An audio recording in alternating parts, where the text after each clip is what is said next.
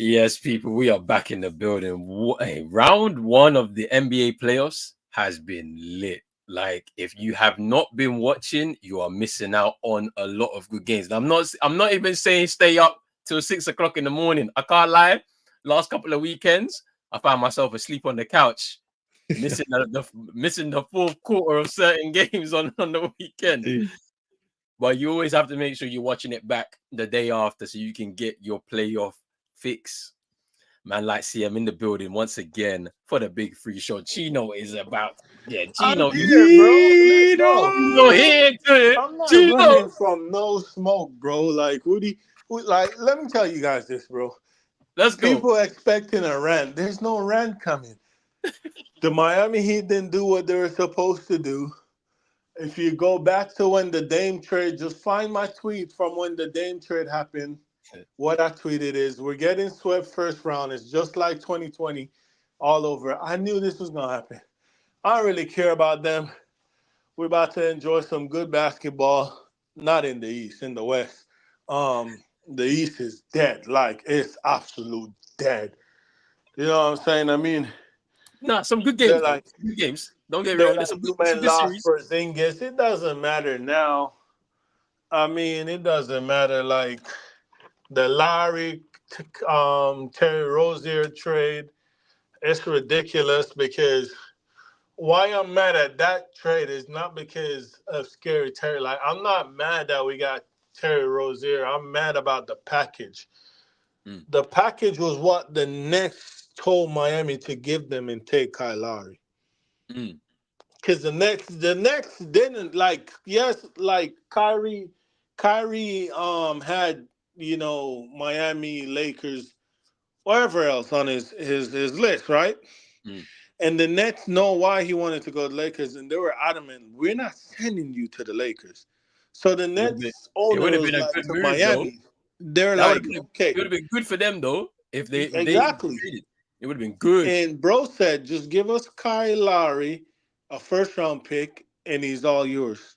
And they said no. That's the package. They made their reporters release what it's called. Oh my god, what is it called? The paper. Oh, Miami assured Kyle Lowry and his people they won't trade him for Kyrie. Okay, like why are you giving them assurance? He stinks. Like what? But this it happens. I mean, Boston won. They beat her. We couldn't score. We literally could have scored. Like Boston, the best offense in the league, and what most of the games you was putting up like what 101, 105, like those points. But we just couldn't score. We cracked 100 once, and that's the only game we won. We couldn't score, so it wasn't really on our defensive side. It was more on our offensive side. Yeah. Cause like yeah, you'd be like, oh my, but you were down 30s and you was down 20.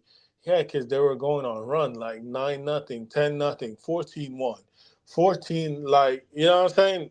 Cause Yeah. we can't score, Yeah. we can't answer. But shout But out no. to them. But They no. in the semis.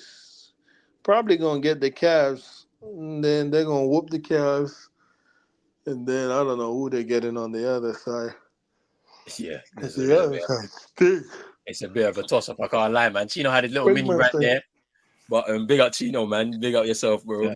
Um, CM, bro, how you doing? How you feeling, man? How's your week been, man? Let's start with the check-ins first before we start getting into the real business. Hey, I'm feeling good. KC through to the next round, just waiting patiently, seeing who comes out of that Clippers Dallas series. But overall, it's been a good week. Watching some great playoff basketball. There's some series that we're gonna speak about that I'm very excited to see what the outcome will be, especially out east when it comes to where Mr. Kyle Lowry is, Yeah, Philadelphia, and of course the New York Knicks. for sure, for sure. But yo, big up to everybody that's gonna jump in the stream as we go through. Make sure you're hitting that like button, subscribe button as well. If you're new, hitting the notification bell, You all know that good what? stuff. What I am mad about is Is obviously everybody know if you know me, my favorite player all time is Dwayne Wade. What I'm mad about is how people are quick to remove history and blah blah blah. James Harden went off in game four. He's better than Wade. I saw that. And I saw some of his fans was like, I mean, he ain't that far behind Kobe either because blah blah blah. For one, no excuses. Wade did what he did on one knee because Wade been at knee issues since college. Wade made his name, his Hall of Fame, stamp his mark on the league with one knees, mad injuries. But James Harden is nowhere in the conversation of the three greatest shooting guards of all time with Michael, Kobe, and Wade. Like James Harden is nowhere in that conversation. He will never be in that conversation.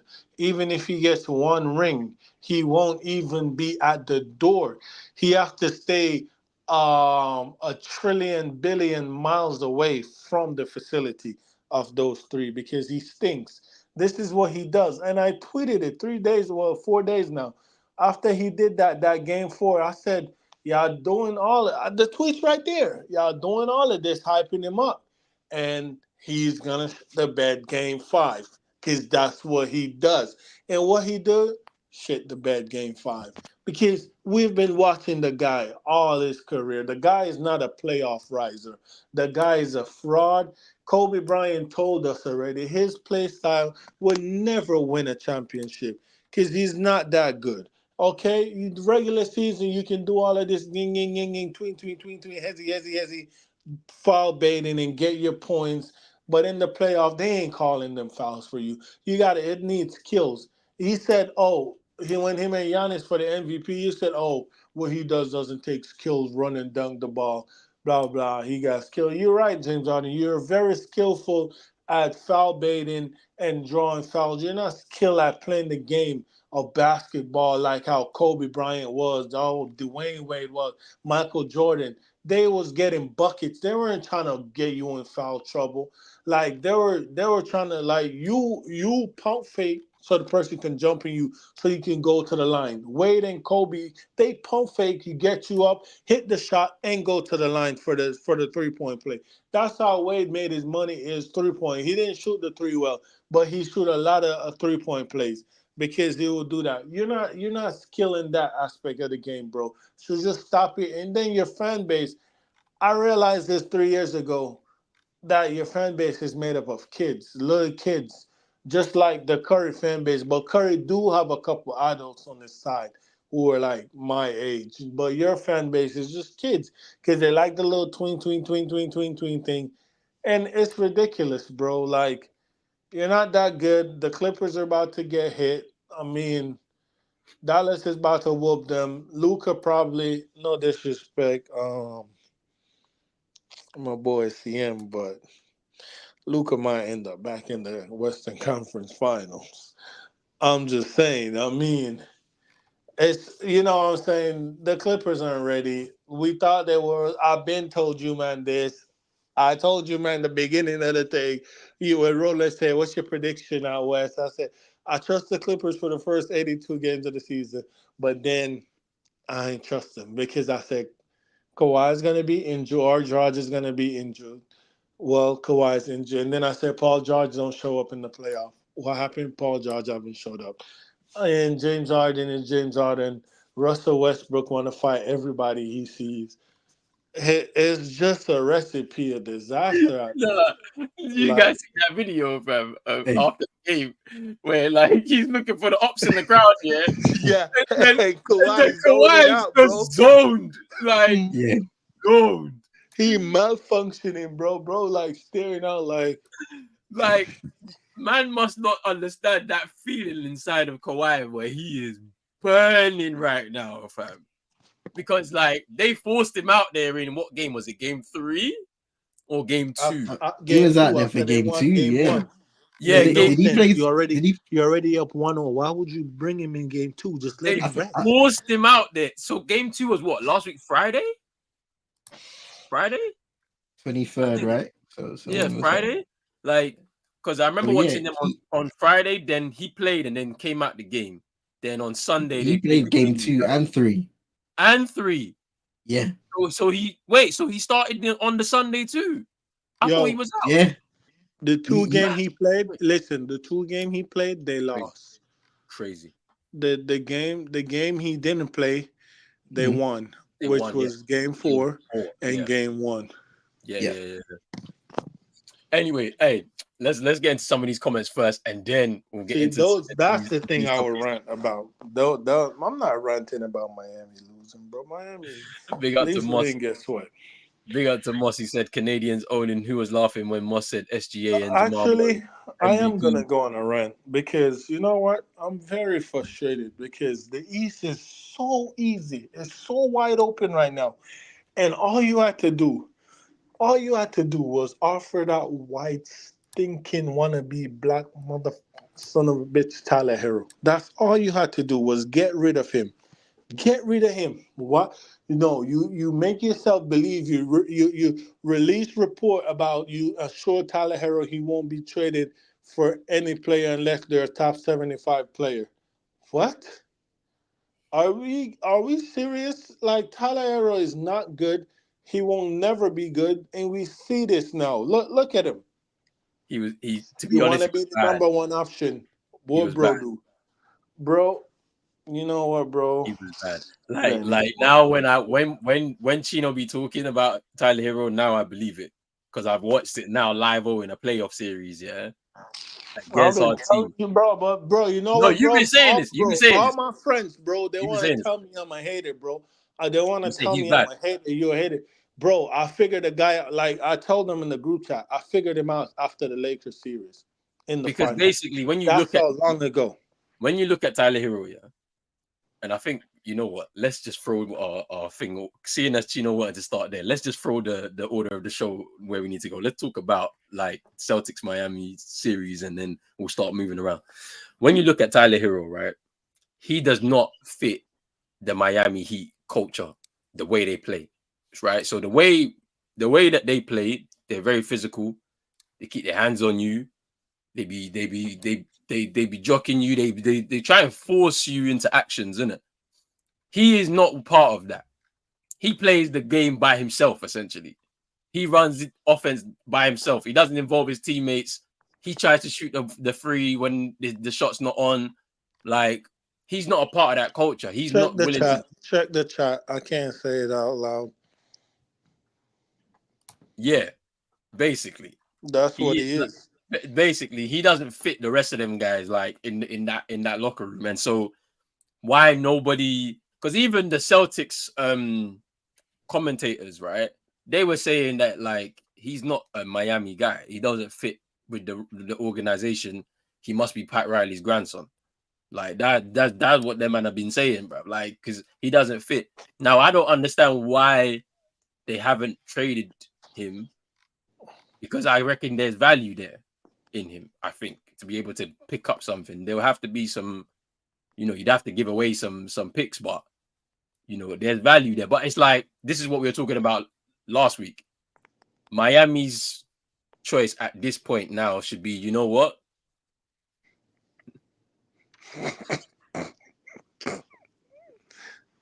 Look her up on IG. Miami's choice at this point in time is like just start again.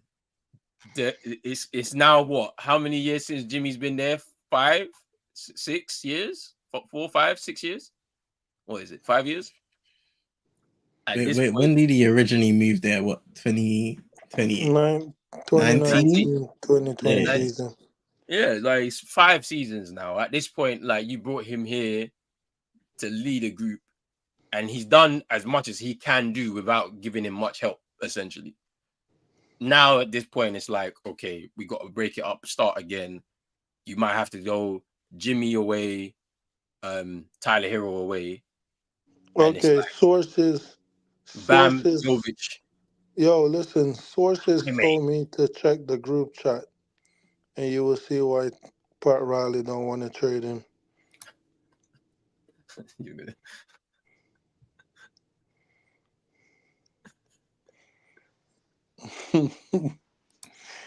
You know what I'm saying? It's what it is, bro. He want to keep that in Miami. That old little perv. All I'm saying is, right, all right, so let's put that aside. Miami need to rebuild, innit? Let's talk about this series in real detail. That game two was an anomaly because the Celtics just allowed them to shoot 45 threes. They hit half, basically, and that Do was it. we do we really need to talk about the series, bro? Like We do. honestly. We do, because I said it some weeks ago. I was like, bring me Boston Miami. don't learn That nothing time, from that at series, that bro. time, no, we do, because that game two was a game where we decided to basically we fell into the trap where JT and JB feeling like they need to do something in the game instead of playing the right way, with sharing the ball and bringing in their teammates. They decided to go ISO ball. We're not playing with pace, and then we're not defending the way we're supposed to if we want to win a championship. That's why we gave up game two. It was a lesson for them not to do that in this. Like, if somebody's gonna beat us, they have to really beat us. Like, we actually have to have a very tough opponent that's gonna really challenge us. Like, the Boston Celtics will beat themselves. That's the way we're going to lose in this run. That's what we learned from the series, right? We saw what we can do to teams on any given night in the series, with or without KP. So I'm fine with that. As for Miami, it's rebuild time. Pat Riley, the front office, they got a rebuild right now. That's how I see it. That's what this series has told me. And to be honest, going out in the first round and looking at your opponent on the other side of the court and seeing what they've built in the same amount of time should be a wake-up call to the organization and say, you know what, we got to start again. Like, that's where we can't go out there and go and get Donovan Mitchell and add him to this, because we don't there's no guarantee that that's going to change everything. Do you know what I mean? Whereas if you're being methodical and saying, let's start again, Bam is a great player, someone that can average you 20, 22 points a night. Jovic is a young player who there's a lot of potential that you can build around. You brought yourself in a rookie, which was a steal in the draft, that is basically an NBA ready player right now. So you don't have to do much with him, just continue to develop him and then build out the roster properly. A good bench, like, and then, if a star comes out of the blue somewhere that you can bring in, then bring that person in once you've got the base. Oh, But this don't trade is cooked. They cooked up with this trade. but don't go out there and go and get yourself Donovan Mitchell, or try and circle back for Dame because he wants out in Milwaukee because they didn't win the championship, and then it just ends up falling on its head again. No, we're gonna go get D Mitch and Bam. I don't care. They're talking about Jimmy extension, blah blah blah. I don't really care about that, bro. He wants a max Like, deal, I'm fam. not giving Jimmy no Rumors. extension, bro. He wants a max deal, fam. Like, you sure you want to give a 35-year-old a max right now? Like, you know what I mean? I don't. Like, but see, what's your thoughts on Miami situation, Celtics series? Like, what's your thoughts on that, bro? I thought what we saw in game 5 was exactly how Boston needed to take care of business. They shot the ball really well, and that's how they're going to beat a lot of their guys, by smothering them with 3-point shooting. That's been the identity of the Boston Celtics for a few years now, under two different coaches. And when they execute it at a high level like that, it's hard to really keep up with them. And we saw that with Miami. They didn't exactly go down swinging. Unfortunately for the Miami Heat, yes, they had injuries to Jimmy Butler very late in the season, Terry Rozier, multiple guys missing, but ultimately, Gino said it on a multitude of occasions. You said it. Ooh, The roster itself is not good enough in terms of it's where not, they want to be to Mm. compete. You can't keep bro. on. CM, stop let Rolling wasting your time, bro. We're not about to talk about them, bro. They stink, bro. Let's talk about real hoops, bro. Like, I want to talk about OKC and stuff. Bro, listen, the thing is, CM, I'm not even trying to be funny or disrespect you, my brother. I want you to Yeah, talk about, I don't want you to waste your breath talking about shit, bro. Like, they are garbage. I don't want to talk about them. They can't score, bro. They barely crack 100 once in the series. They just, bro, listen, this is all you need to know. We're going to end it here talking about Miami. Bam was our number one scorer in the series. That cannot be.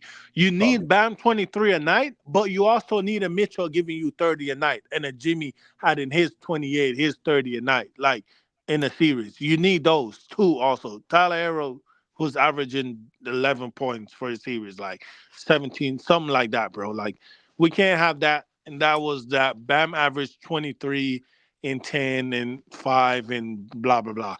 Bam had a good series. That's the end of that. Mm. Yeah. I mean, see him close it out, bro, and then we can move on because he's not happy. Hey, this is Chino said it. Oh, I don't want to. I don't want to make his head hot, bro. Just leave it there, bro. All I right, don't we'll want move on. to. We'll move on. We'll move on. All right. I mean, one thing I'll say, Celtics. We're looking forward to that second round. I don't mind who we take. Orlando, and the Cavs. They have their own challenges in that series. I think with Orlando, very big and sizable team. They're going to be physical. The only way you're going to beat them is with pace, and with craftiness. You know, I Hey, think you know I think what's a good matchup for the Celtics in the final? Like they match up really well. OKC Celtics final, but I don't want to see it because I think Boston will get the better of OKC with the experience. I need Denver to be in the final from the West. I need Denver. Yeah, I was thinking about OKC Celtics finals, and it would be interesting, man, because like it'd be very competitive. I can't lie to you. I just do think the experience would take over. Human is not beating Denver. I don't know. I'm not so sure, man. I watched that series against the Lakers, and I was like, Bro, Jamal Murray's injured. Bro, Michael Malone said they haven't even got in their bag yet, bro. It's the yeah, Lakers. but They don't I, respect the Lakers. I mean, it's serious, it's serious. But and then for the Cavs, they got a lot of small guards, some tricky customers in there. Obviously, Max Strus has got he definitely rises it against the Celtics. He's got a bit of a personal agenda because he got cut, he got waived. Then obviously you got Donovan Mitchell, obviously superstar level player, and it's just a bit of their team is interesting. And they obviously got size, obviously Evan Mobley and Jarrett Allen. Their team's a bit of a mixed bag. With both of those teams, we beat them twice this year and lost once through the season. So they're both tricky in their own regard, but I think we can beat them even without Kristaps and look forward to an Eastern Conference Finals against whoever. You know what? I think you're being generous there, bro.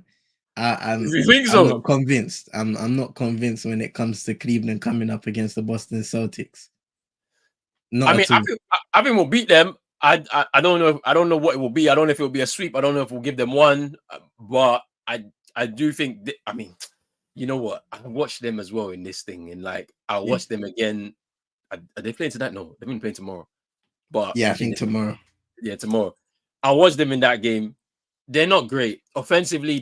They're the lowest rated offensive team in the playoffs this year. They were the same last year as well, and they went home first round. So, like, yeah, I mean, I might be being a bit generous, but once you get to a conference semis, your game might rise. There's players in their squad who may rise their game. It might give them one game. I don't know, but we'll see. All right.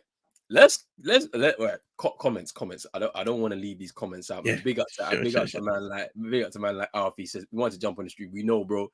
We're here for you though. Still, we're here for you still.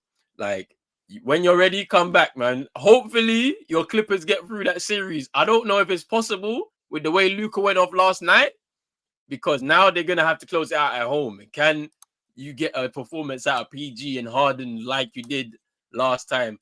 I mean, we'll see. We'll see. But big up yourself, bro. Big up man like Ellen. He said they thought we were dead. Hey, Tyrese Maxey at the Garden, Dude, half court from the logo.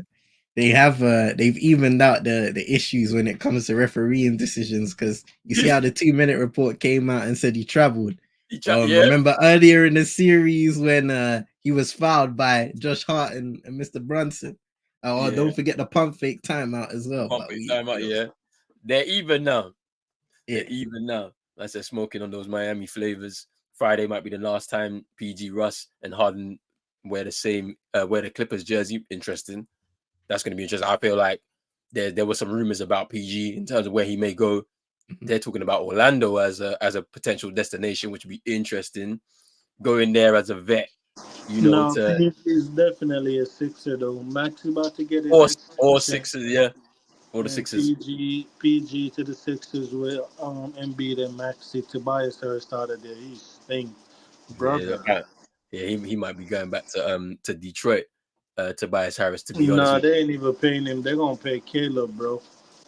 you, yeah, true, true, true, true. Cause Monty Williams for some reason is in love with Caleb Martin. I don't know why. That brother stinks too. Hmm. I David, think I see you in the chat. I thought you was pulling up, bro. You a fraud, bro. Absolute fraud. I think they'll force Kawhi to play a game six. To play game six, yeah, I don't. I would. They should just shut him down. There's no point. There's no point at all. He's clearly not fit. By Yeah. by the looks of things, where that knee keeps on flaring up in terms of inflammations. Like I don't know, man. I think for them, the pressure is they need to win this series, Mm, and you know, realistically, James Harden and Paul George should be able to hold it down. mm, They're technically that good of a tandem that they should be able to perform at a high enough level to at least equal the performances of a Kyrie Irving and mm, Luka Doncic. But unfortunately, you have a game like last time out, game 5, where James Harden has 7 points. I think he shot what 2 for something from the field. I don't know, 2 for 12, something along the lines of that from the field. Paul George has an equally as bad offensive performance as well. And the Dallas Mavericks take full advantage of that. You just mm, can't have those kind of games in the playoffs, in crucial games that are must wins. mm. But that's the thing, though, bro. It's like, so when you go back to game 4, they were cooking. The two of Yeah. them, that first half, they were up 30.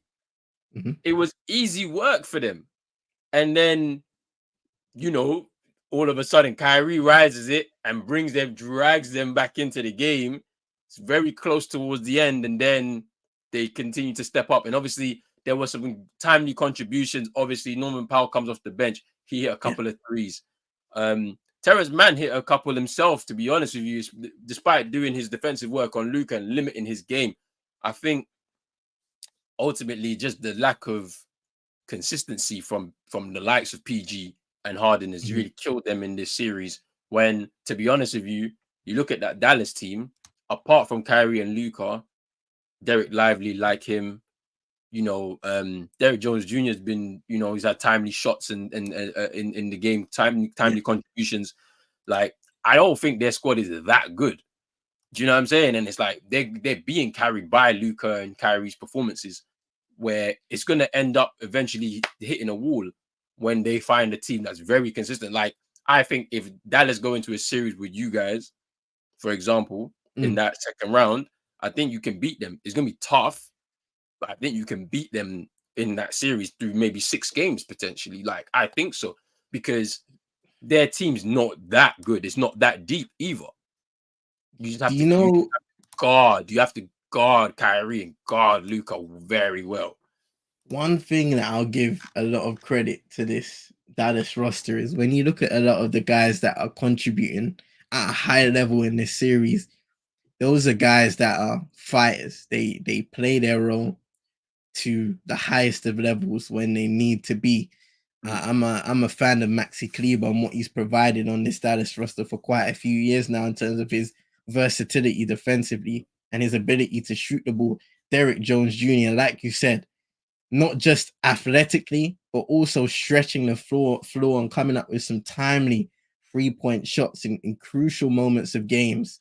mm, Most notably, I think in game 4, where he knocked down, it must have felt like 3 triples that I saw him knock down, and they were all as equally important at the time of them going into the basket. Um, Daniel Gafford as well. I think he's done an excellent job in that center position for Dallas. These guys are not exactly the most gifted of basketball players, but for what the team requires of them, they're providing it on both ends of the floor.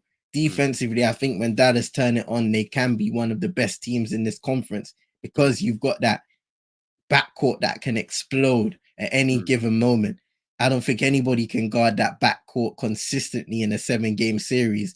And then you've got guys behind them especially when you look at Kyrie competing, Luka Doncic competing, which we have seen on the defensive end in certain moments of this series. Those guys are gonna buy in even more and gonna compete. And we saw that in game 4 when they made that comeback from 31 points down. They were competing, they were getting crucial and ones, rebounds, defensive stops going all the way in the fast break to cut that lead Yeah. down. And of course, they had the momentum plays to carry them forward as well. But like you said, I remember seeing Daniel Gafford go coast to coast, getting an and one play. Mm. Derek Jones Jr. knocking down multiple triples to help them get closer. Kyrie, it becomes infectious. Derek Lively, who we haven't even mentioned just yet, Coming is off the another bench, guy, a rookie coming off the bench, and contributing. what he does, and like I just like I think they got themselves a franchise center. Like it's just gonna take some time, like, and they need to. I mean, obviously PJ Washington, obviously he's defensively he's been doing really good, a really great job, trying to guard Harden and things of that nature at points, and he's been successful. But I just like what Derek Lively's doing coming off the bench. Also, he's going through personal troubles right now. Obviously, lost his mum like recently, and it's showing his strength, just being able to get onto the court and doing what he's doing. Like, I mean, ultimately, I want the series to go 7. I want the Clippers to go and force that game for them to be at home, and then we get to see what happens. Like, I don't want it to end at 6 games. Like, I don't want it to end tomorrow night where And it's all done and dusted. think about what that means as well for them. Could possibly be their very last game at the Mm, crypto.com arena, yeah, hashtag Staples Center, which will always be. But yeah. before they move into their new arena, this could be their very last showing. Do you want to go out that way? I Yeah. think not. That's what I'm saying. You think, yeah, like you're so right, bro. It's like their last outing could be literally last night's game 5. Is that the way to go out with your fans behind you? Like, it's crazy, man. It's crazy. Um, but yeah, Alfie saying the secret to the Clippers defensive was let PJ Tucker play and Daniel Tice. It's interesting, right? Because PJ's just literally been holding bench literally since he got there in the trade.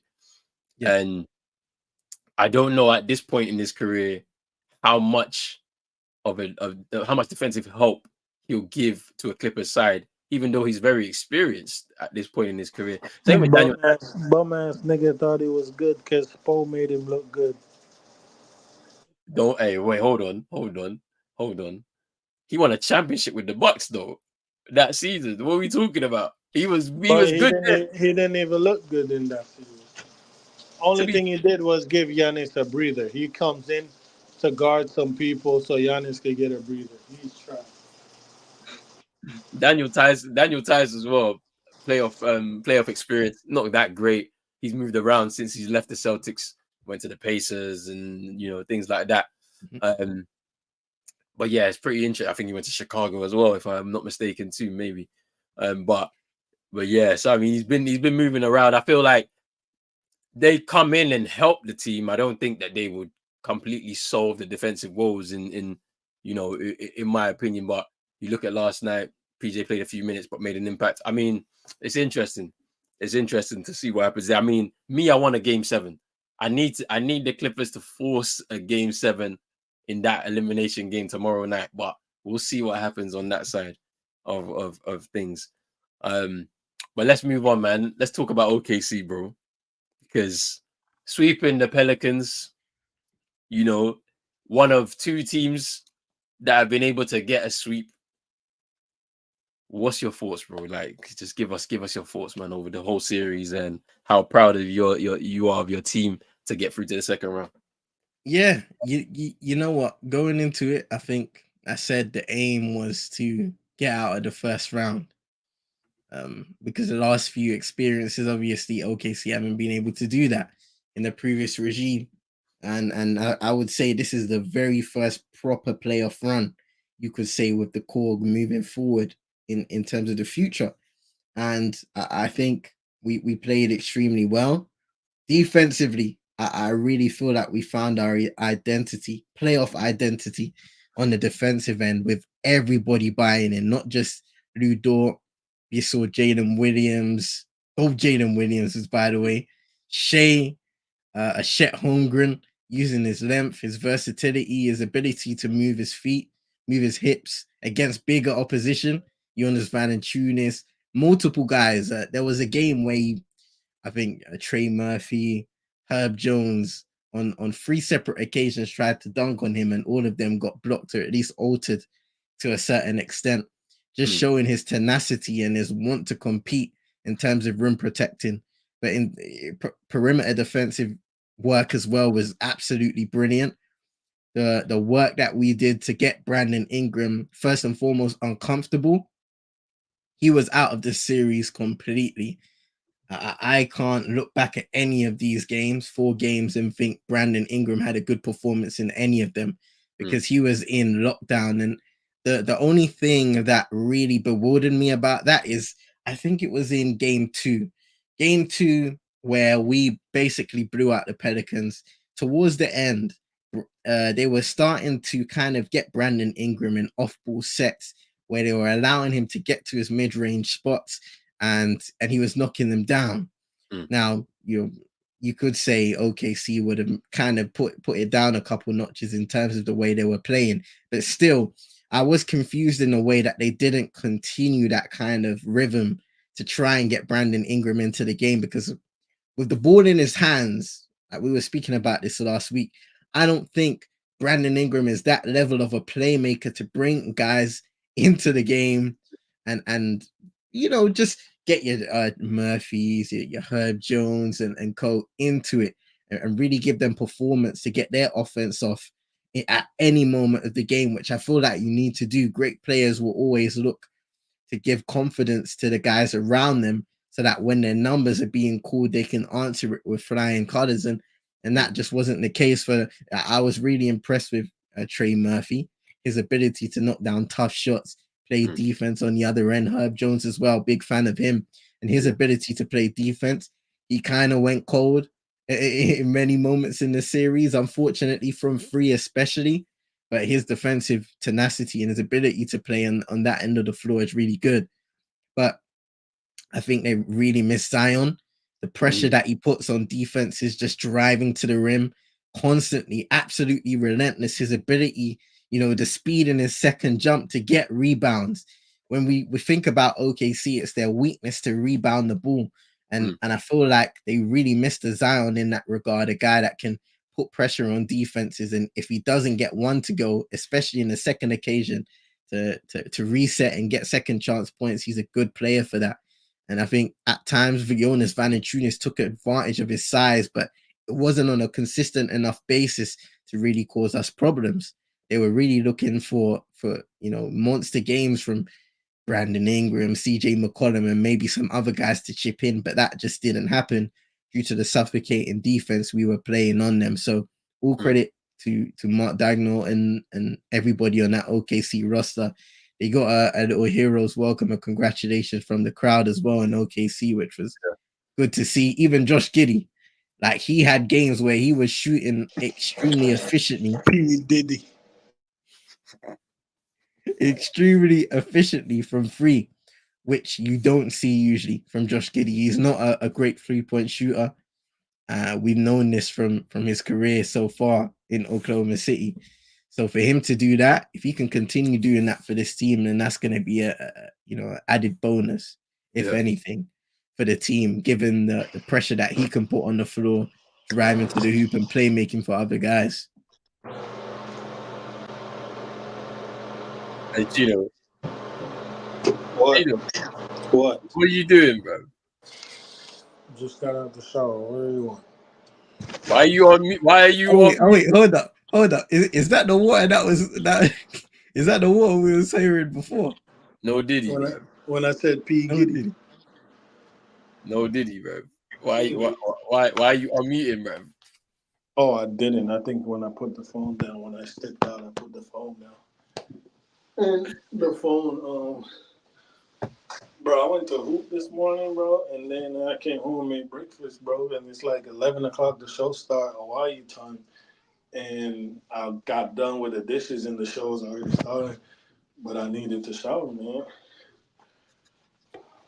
Hey, do what you need to do, man. So I think for the Pelicans, they miss Zion a lot. Yeah. Like, I think I wonder what the outcome of this series would have been with him there. I think you still win, but I think it's a lot tougher. I think they do pick up a game or two for sure. I don't think it's a full on sweep because I feel like with Zion, especially this season, he's been a very major driving force to the reason why they even had such a high position in the West until it started to fall down a little bit Yeah. because I think their roster itself it needs some refreshing. Like I don't think that Brandon Ingram and Zion together as a pairing worked necessarily. Mm. Um, Oh, because Ingram is gone. Ingram is gone. I look at the like you just watch the way they play. Like let's look at Yeah. like even just the one game You know where what though? Listen, God, Ingram is gone, and there's a guy that fits with OKC. Like no, OKC. I just love OKC. CM, but CM, I gotta sacrifice them, bro. I need Denver in the finals because I know Boston getting there. I just don't trust. If it's next year, I would, but CM, I don't know. You know these type of things, right? Yeah, the I hear it. playoff they might get, but these guys seem like they're built for it. But when they start doing that barking, they ain't built for nothing because that's childish. But no, I do like OKC though. CM, trust me, I do like you guys. Um, what am I saying? The team, there's a team that really that fits. A guy fit New Orleans, bro. But that guy also fit Miami, and we need him. And I can see, okay, I can see New Orleans. I say, okay, I can see New Orleans and the Cleveland Cavaliers doing it. Brandon Ingram going the next way. You know, they're both on like the expiring type of contract. And it's like, bro, the only saving grace is like Pascal Siakam when the Warriors wanted him and the Kings wanted him, and he's like, Mhm. I'm not resigning. yeah, And they're both was like, okay, we're just. That's the only thing I can see with. That's the only thing Miami got going for them with Mitchell. mm, Is any other team like other than my and New York literally just said they're gonna commit to DiVincenzo and I don't know if y'all saw that ESPN article. I didn't They're see that gonna they're gonna No. commit to even Gensho and what's the dude's name? and Brunson. No, Yeah, OG. backcourt. Yeah, Oh, backcourt. They're gonna but they're gonna commit. re- they're definitely re-signing OG. OG's getting a bag this Hey, offseason. you man, What? look, you man. Somebody He's want to make getting an a appearance. bag. Go on, legend. Hey, Come on. Say hi. Say hi. what's good? Say Come hi. on. Big up legend. Say Heat in five. Heat in five. Hey. All right. Big up, man. Big up, big up. Big up the Man, young that blessing, man. legend, you know. Big up the young blessing, man. Legend. But OG's getting a bag, bro. Oh He's yeah. getting it back.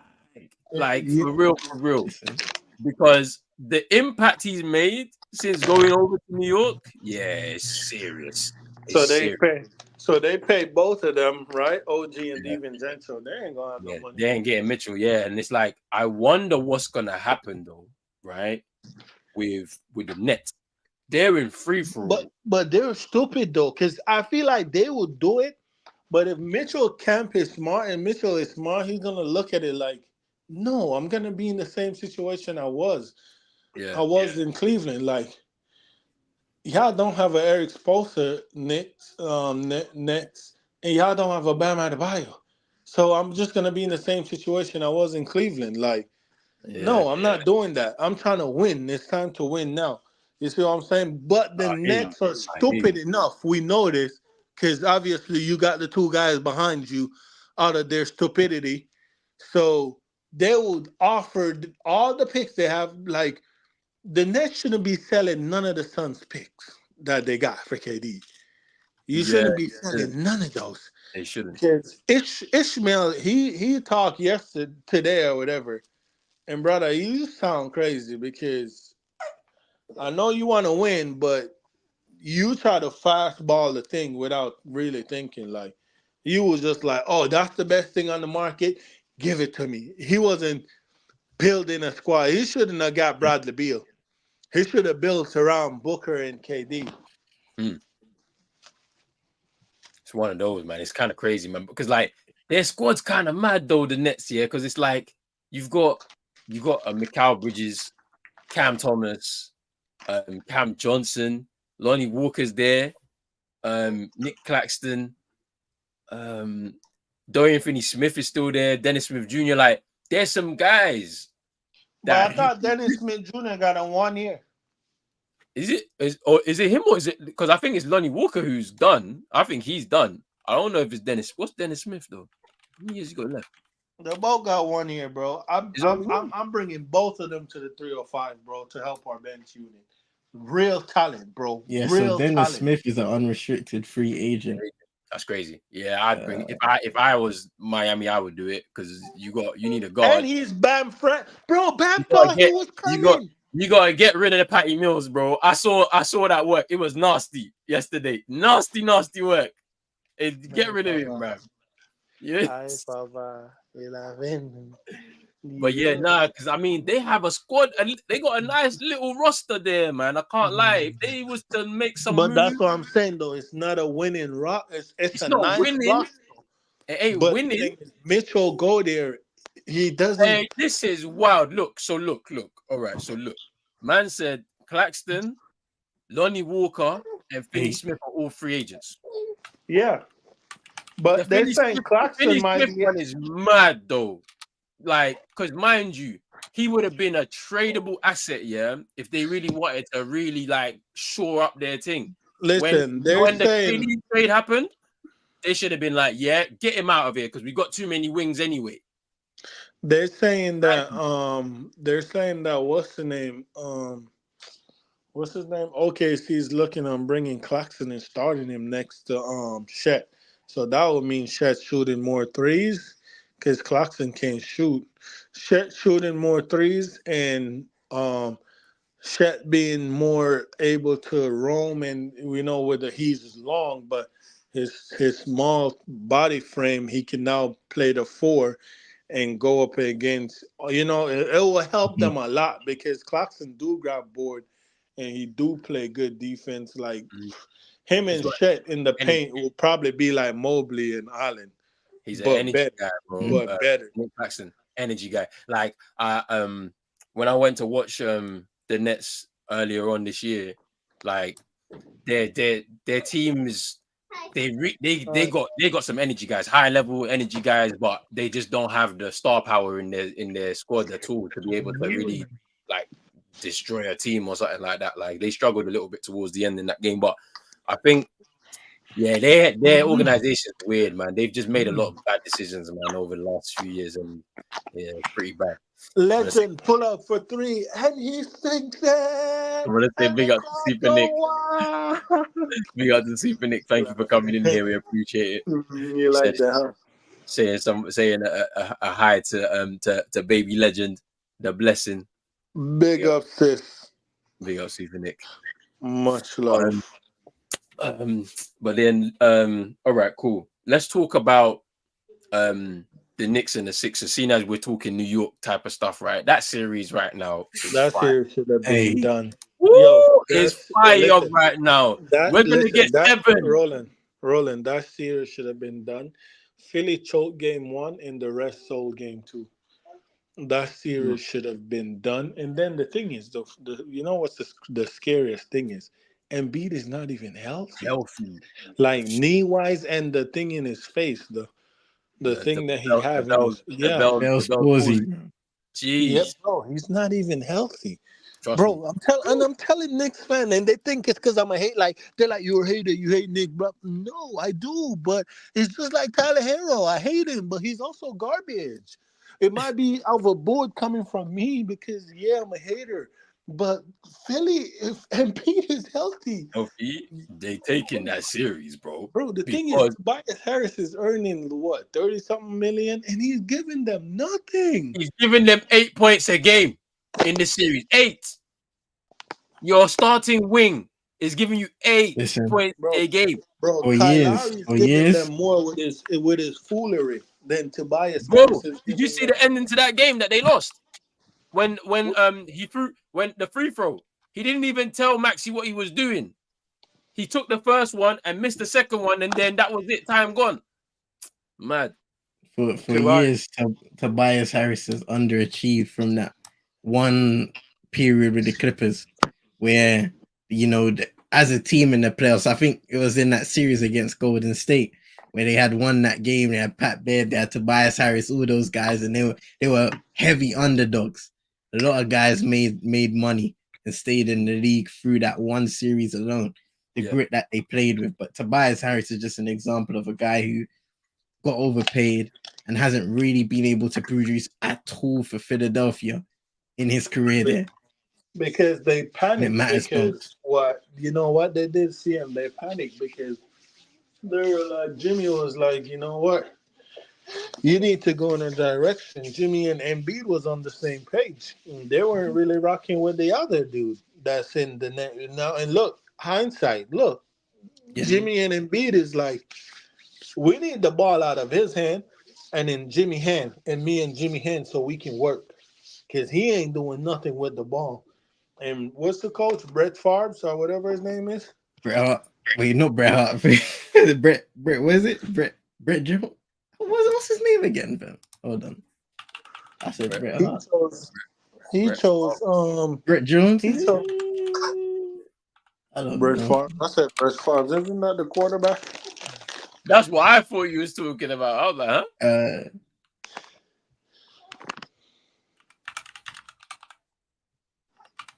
It's Brett something though. yeah. Look up Brett look up Brown. Philly That's it. Brett Brown. Brown. Bless Yeah. you, Papa. Yep. Bless you, Papa. Bless Him. you. Bless you. He chose what's the dude name? Oh, he right. He chose Ben Simmons over Jimmy. So you know what? Jimmy's like, all right, bet. Sign and trade me to Miami. If that's the way y'all want to go, sign and trade me. And then they panic and paid Tobias Harris all that money because they had the cap. You know what I'm saying? Yeah. It's They mad. had the cap. But See, but the thing is, Miami messed up too because when we got Jimmy, that's the year Maxi. Yeah. that oh my god, bro! Like literally, it's what the just team needed, the guard the team needed, and we pass over him over a stupid beef. We put the franchise back over a beef. And you know what hurts more is watching Maxi's interviews from college, how much he loved Miami and he's a Wade fan. yeah. Ridiculous. Both said when Miami Yeah. got on the clock, he But was like, then, okay, this is where I'm going. It was meant, bro. but you Uh, took a LA guy. Jaime is a LA born kid. UCLA. You took him away from the Lakers. He's a player. So it's like it all balances out, bro. It all balances Bro, out. listen though, bro. Listen though, It bro. all We balances. took a Nigerian scammer named Precious, bro. Nigerians are scammers, bro. I'm telling you. But That look, it why you all think worked why you out. think Bam gave up his nationality? They're scammers. You want nothing to do with that, bro. I don't lie, because last year you had Gabe Vincent, bro. Gabe is Niger. What is it? He's scamming the Lakers right now. Scammers. Scammers. You don't see the scammery going on in the Lakers, Uh, bro? Precious is there. Precious is he's holding Rocking bench. on the Knicks bench while He's Maxi's the holding best bench, player in bro. the series. He's holding bench right now, bro. Because like, While Maxi is the best player in the series. Bro, bro, Heat fans tweet about it every day. Every day the Knicks and Sixers play, we tweet about it. fam, it's crazy, man. It's crazy. What do you But guys yeah, think is gonna happen? Do you think that series is gonna go seven between the Knicks and the Sixers? You think it's going seven? I do In the think Philly Garden? get another one. I do think so. I think Philly get another one. Mm, But I think Embiid flame out in Game 7. I think Embiid flame out, crash out in Game 7, mm. and do his best Embiid, playoff impersonation, just like just like PG and Tyler Hero. He ain't showing up. Hey, so Roland, if you guys are sending out messages for the show, like when you send the link in the group chat, me and see him, If you see me send a Paul George or a Tyler Era picture, just know that means I'm not showing up. When you guys need me, I'm not showing up. That's hilarious, man. Nah, nah, hey, that's bad. I mean, for me, I feel like Philly are gonna get another one, force a game seven, go to the Garden, and then it's like, who's gonna win? I want to watch that game on Sunday. I want to Hey, keep the my feet Sasuke, up.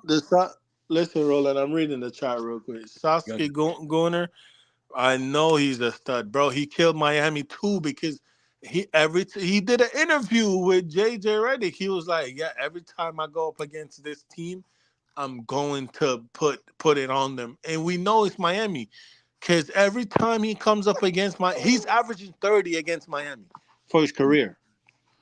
I mean, we saw Maxi, man, year two guy, right, in the playoff series against Moss's Toronto Raptors, that first round.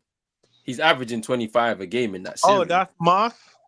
Yeah, it's Moss. Yeah, it's Moss. Yeah. Oh, he changed Like, his name. but like we watched him and we were like, yeah, like he's a great player. Like you can see it, like because of his application to the game more than anything. The skill set has now improved. I think having a year with James Harden, Harden. yeah, has definitely helped him. Like, do you know what I'm saying? It's like as much as we could speak about James Harden and his legacy in terms of the playoffs, he's still a great player on his day, right? And having a young player to be around him like that, has elevated his game to a point where he actually can take the game on his own and win it, like you see him do, in that game four. Sorry, Hey, in that that game three, five. that three, bro, pull, bro. Like Tyrese Halliburton said about Dame, when what's his name? Ant-Man said in the All Star, he pulled that from Yuka Yanga. That's where Maxi pulled that one from in I the. trust me. I'm telling you, bro. Like, like we knew he was gonna be this though. You could tell, like you could tell because he applied himself. Like he's got the talent, obviously, but he applied himself, and that's where the great player is always. That's where a great player is always gonna be, and this is why we're The seeing. whole Miami Heat was like, I'm feeling Kentucky. And with the pick, the Miami Heat to like pressure such. What? Who is this guy? What? You see, Who? you see. Precious who? We've never seen this guy It play actually, college it basketball. actually doesn't make no sense, bro. It actually makes no sense. Thank you. Thank you. Thank you. Bro, bro, Maxi, bro, he fit everything Jimmy and Bam needed. It A makes no guard sense. to Why would you initiate even? the offense, a guard with the ball in his hand, a guard that can score explosive to the rim, shoot the The three. brother, the brother is a Bro, is a Miami takes undersized Kentucky. center. Bro, Pat Riley's from Kentucky. Pat Riley's Kentucky alumni. He takes Kentucky. That's who he drafts. Bam, Tyler. Like Pat Riley takes Kentucky, bro. And the two, he didn't take Booker and he didn't take Maxi. That's crazy. That's crazy, Oh man. bro. Oh, CM, what do you think is gonna happen in this series between the Sixers and the Knicks, man? Like, actually, first, like, tell me how much you've yeah. enjoyed the series so far, and then tell me the outcome of this series in the end. When you look at this series, it's probably been the most drama-filled one out of every single playoff series we've seen thus far in terms of big moments. Obviously, Joel Embiid and the injuries he's carrying, putting up a 50 piece. I think was it in game three? Yep. So we've seen the New York Knicks go into Philadelphia and take a game. I think it was game four that they took eventually. I think going into this one, they will do the same again. They will go into Philadelphia. They'll carry the frustration of how they let the game go down the clutch, giving away that 4-point play, and then the eventual 3-pointer that also tied the game and sent it to overtime and everything that transpired after that. I Yeah. think the New York Knicks will close the series. They are in deep, deep trouble if they go to a game 7 in the Garden. The pressure to perform in that moment is 10 times more than being able to close it out in these, and close out games are difficult. But once it reaches that game 7 moment, the game slows down even more. Guys don't want to make mistakes. They're a lot more methodical. The coaching has to be excellent in terms of play calls, defensive strategies, how teams are operating on offense. It's just everything slows down for a game 7. So I don't think the New York Knicks want to take it there back to MSG, even if it's in front of their home crowd. They want to tie up the series immediately. Yeah. So I think Jaden Brunson, he's looked really good after having a couple rough games. He's looked really good in this series. He's going to perform. I've been really impressed with Josh Hart and the way he's been able to contribute in a multitude of ways in this series, whether it's with his rebounding as a calling card, 3-point shooting, just knocking down some tough shots and making some really good plays, driving to the rim as well. I think that's an underrated part of his game, his ability to put the ball on the floor and drive to the basket. OG Anunoby obviously knocking down some big shots when his numbers called, playing great defense. Mitchell Robinson has had some big plays, even though he's had some kind of head loss plays as well. You know what I mean? Bozo plays, like what we always speak about. So those guys, they can't make the same mistakes. I think it will be almost impossible to make the same mistakes in back-to-back games the way they did in that previous game. So I expect them to close it out, and I think for the good of New York, they need to.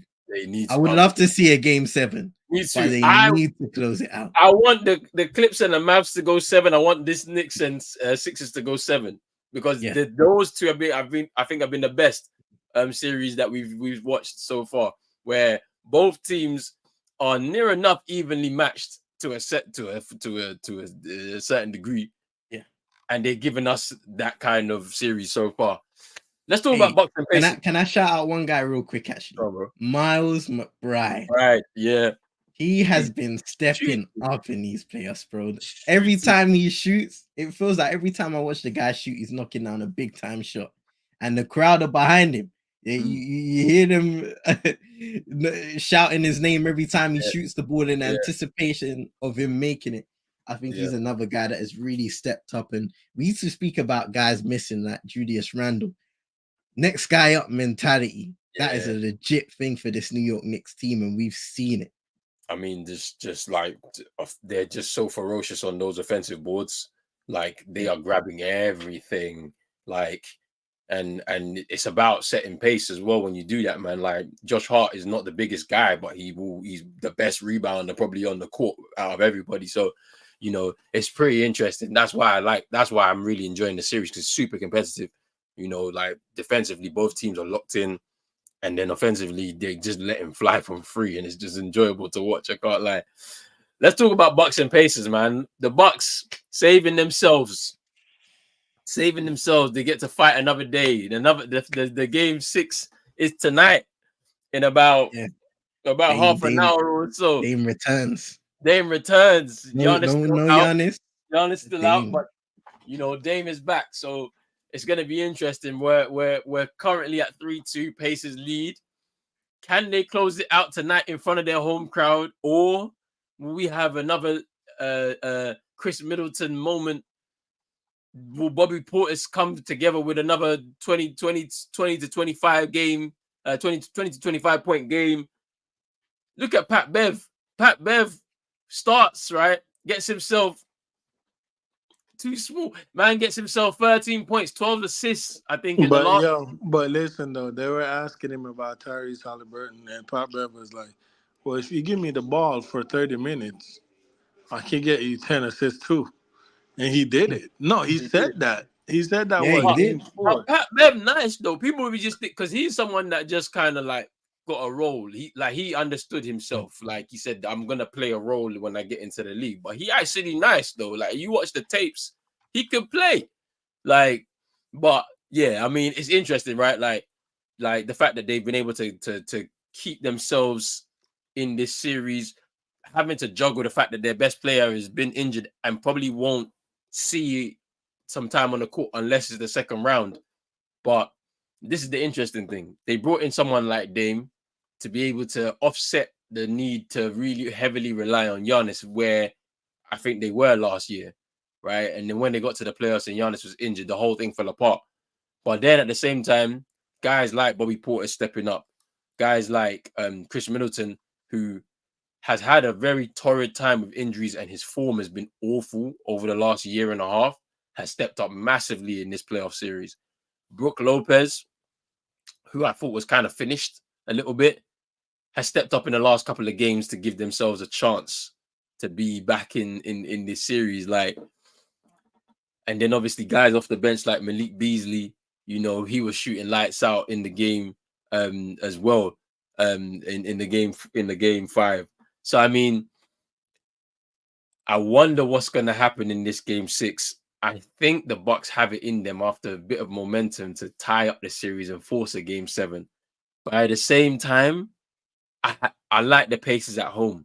The way they play, it's going to be interesting. They might be able to just close it out tonight, which will be a big blow to the Milwaukee Bucks organization. But I'm expecting a big performance though. Here's the thing. It should have been game 5 where the series was closed out in Indiana. And you let Pat Bev, you let Bobby Portis go off and embarrass you. And I'm calling Tyrese Halliburton because I've liked the contribution from Pascal Siakam.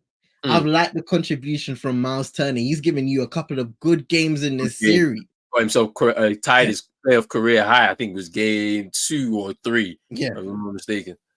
But Tyrese Halliburton, Moss said it in the chat, on the season, 20 points per game, 11 assists. In this series, just under 16 points per game.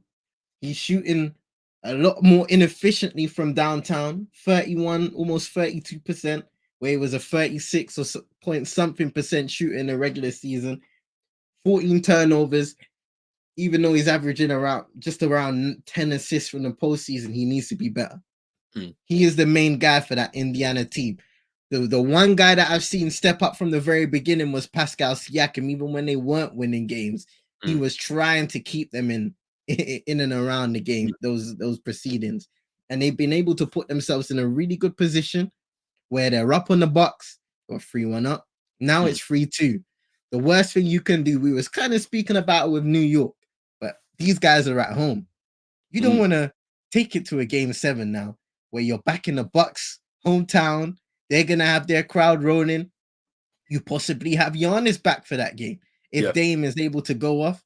So I think it all depends on the way Dame is able to reintegrate, because I like what we're seeing from those guys stepping up for the Bucks. I think Chris Middleton as well deserves a lot of credit for his leadership on the court during this series, being able to step up and knock down tough shots when it matters most, as well, really efficient from the mid-range. But the Indiana Pacers, we knew offense was their calling card. Defensively, we've seen them step up here and there sporadically in this series, but they really need to step up and show out in front of their home crowd and take it home and close the game tonight, game 6. Because if they don't, there's going to be a lot of fire coming towards them in that game 7. And, you know, when you look at that team, inexperienced in the moment, there are a lot of experienced guys on that Bucks side that you would expect could be able to come through, even though, you know, we've seen a lot of experience per se leave the postseason already this year, but still, you don't really favor the Indiana Pacers if the Bucks have their top guys come back. Having Pascal Siakam and Miles Turner as your leading scorers in this series, to me, I need a Tyrese Halliburton to really pop it up. And I know people have been speaking about his injury and whether he's carrying an injury per se, but once you're playing in the playoffs, you need to produce and you will be judged on that. We watched Joel Embiid put up a 50-piece. He's got problems up here, he's got problems down there, but he's still gutting it out for his team. Multiple guys play with knocks at this point of the season, and they still come through and they still play as hard as they can. Now, this is going to be a test of the resolve of this Indiana side and how strong mentally they can be to be able to close out a game in some of the most difficult of scenarios. Yeah. Chino, Uh, what's your thoughts, the bro? Indiana Pacers defense is trash. Mm. They got no defense. Like we saw them in games this year, 150, 145. Like what is this? Like they got no defense. They got good offense, but like a lot of the things I see him was saying about Halliburton, like yeah, he got to show up.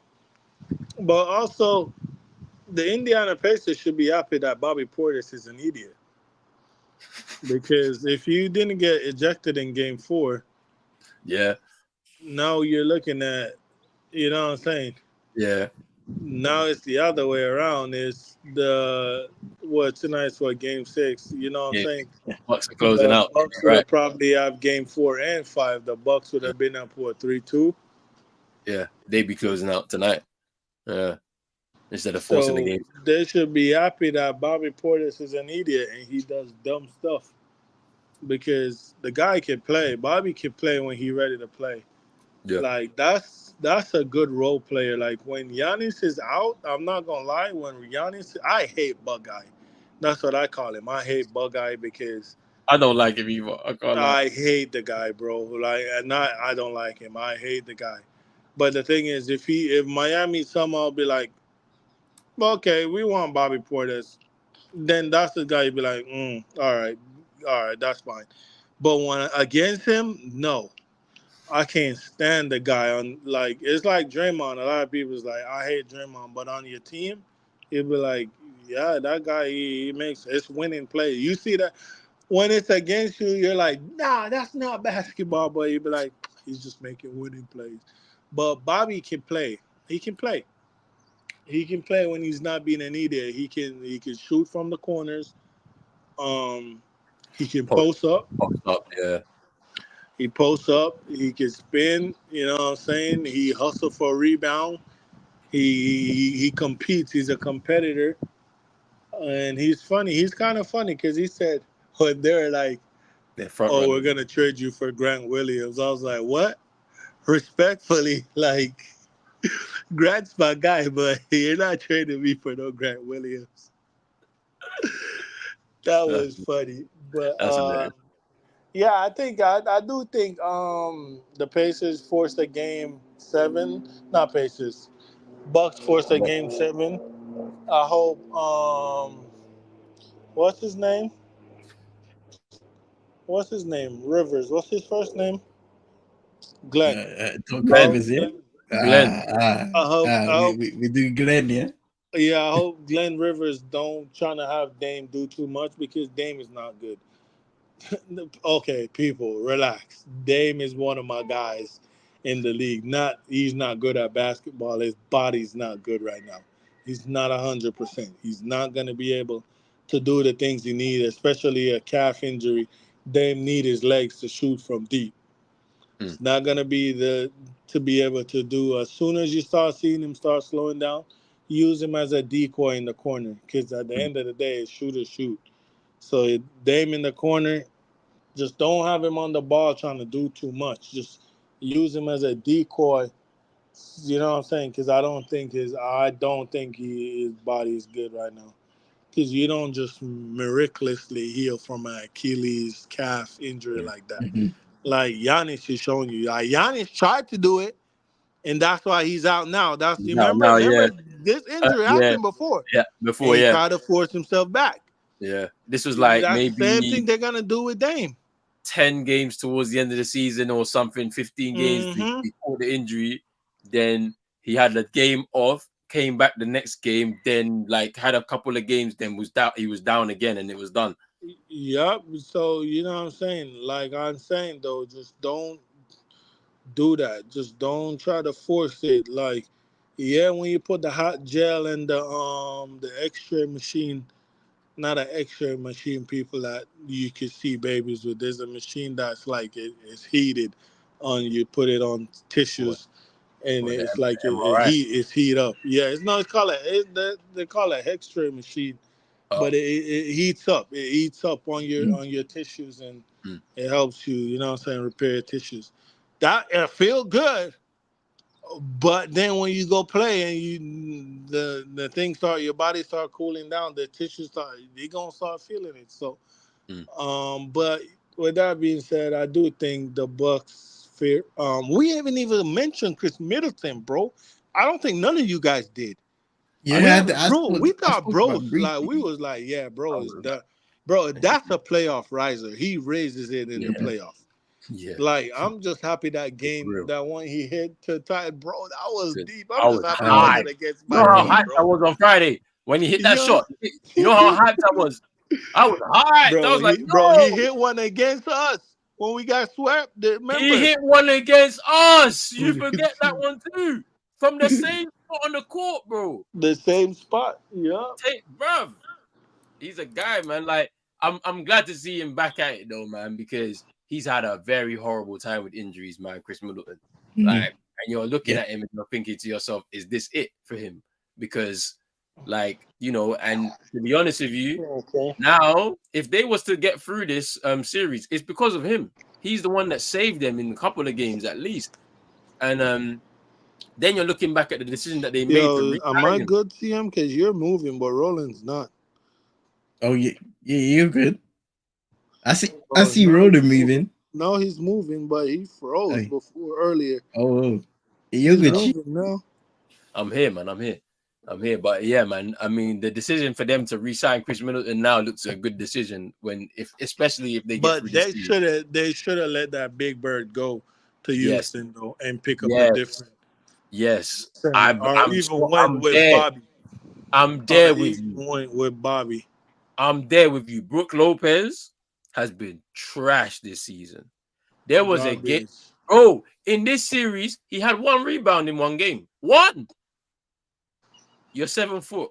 That's All what he want to Draymond do said. is shoot threes, bro, You're and he 7 foot, moves brother. so slow, bro. It's crazy, man. It's crazy, man. But look, Unfortunately, that's what happens when you break up your identity. You mm, break up your defensive identity, the thing that you developed over multiple years to become a championship team in the first place, and wanted to go all in on offense.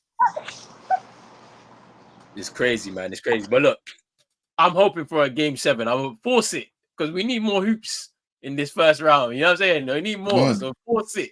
Force the game 7 out of the Clips, the Mavs. Force the game 7 at the Bucks, the Pacers, and force the game 7. Look, look, Hey, look. Force the game 7 out of the Sixers and the Knicks, man. I want to see it. I want to see it. But look, but look. We'll do a quick overview of the Orlando Magic and the Cavs before we get into the two big topics that we need to The worst series in the playoff. get. All right, so we're at that stage now, right? Where there's a need for Orlando to win at home to force a game 7 on the road Nah, let's in just Cleveland. get that over with. Let the Cavs rest up and try to Who, get a couple I'm just games. gonna say this. I'm gonna say this now. Who you got? Let's do that. Who have you got? Is it an Orlando forcing the game 7 in Cleveland or Cleveland closing it out on the road? I think Cleveland close it out. Mm. Yeah, I think Donovan Mitchell has to have a big game, and he will close it out. Um, the biggest disappointing thing in the previous game, right, is the final shot for Orlando. And that was Mm. a massive talking point where Paolo Banchero, he has it going, 39 points, terrific offensive performance. And Franz Wagner, who, he had a good game in the previous game. I think he had 34 points, but he didn't have it going at all. in is it game 6? Game 5, I think. Game 5, right? 5, yeah. Game 5. Yeah, game 5. Didn't have it going at all in game 5. He goes up, goes for the, I think, what is it, the right-handed layup on the left side, gets blocked by Evan Mobley, and that eventually leads to the Cavs seeing it out. And I think if that's a possession you look back on, you try and get it in the hand of the hot hand.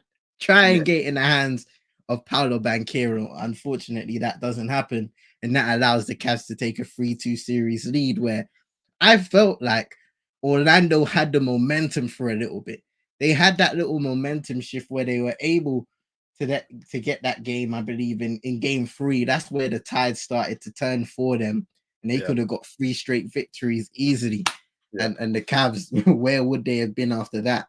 Trust me. So I think with that little small minor detail, you give the Cleveland Cavaliers the jolt they needed in order to retake the momentum of that series, and I think we'll see them close it out in 6. I can only agree with you, bro. I feel like Orlando have done well so far, but that was their moment, essentially, Mm. right? To really give themselves the advantage. And they were unable to do so. And so now we're finding ourselves in this 3-2 scenario where they can also now just hit back on the road, catch you, and take you back home and win it in 7. So um it's gonna be sorry, no, uh, mix up. So I mean, yeah, that was their moment to be able to go ahead in the series and continue to force it to close out tonight, but they just weren't able to do it. Now you've given an opportunity for your opponent to now close out tonight. Is it tonight? No, tomorrow night.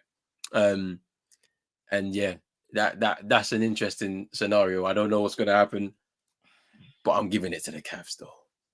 They Yeah, close out and, and on it. and to think like Donovan Mitchell hasn't been at his most efficient.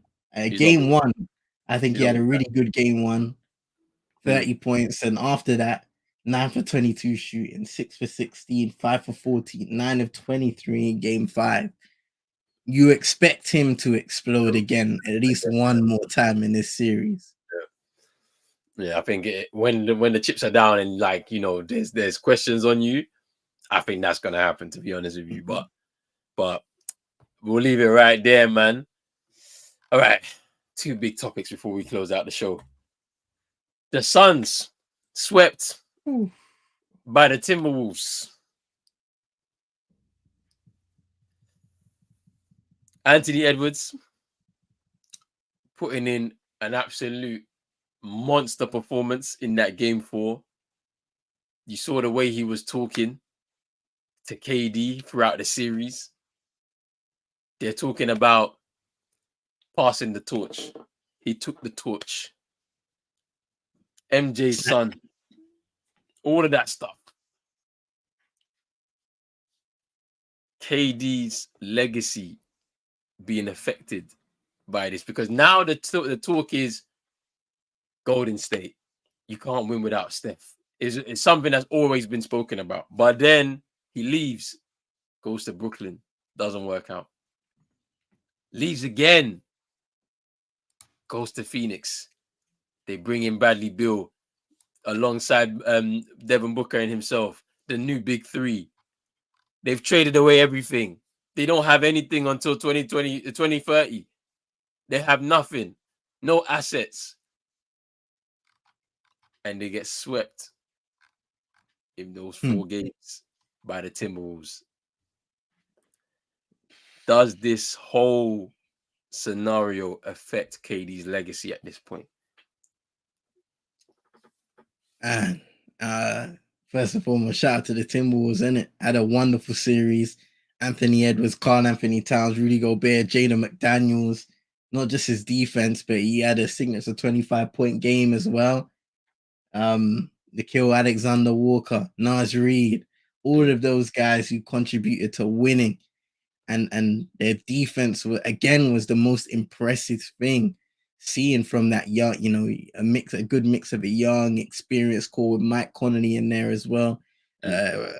Speedy recovery to Coach Finch as well.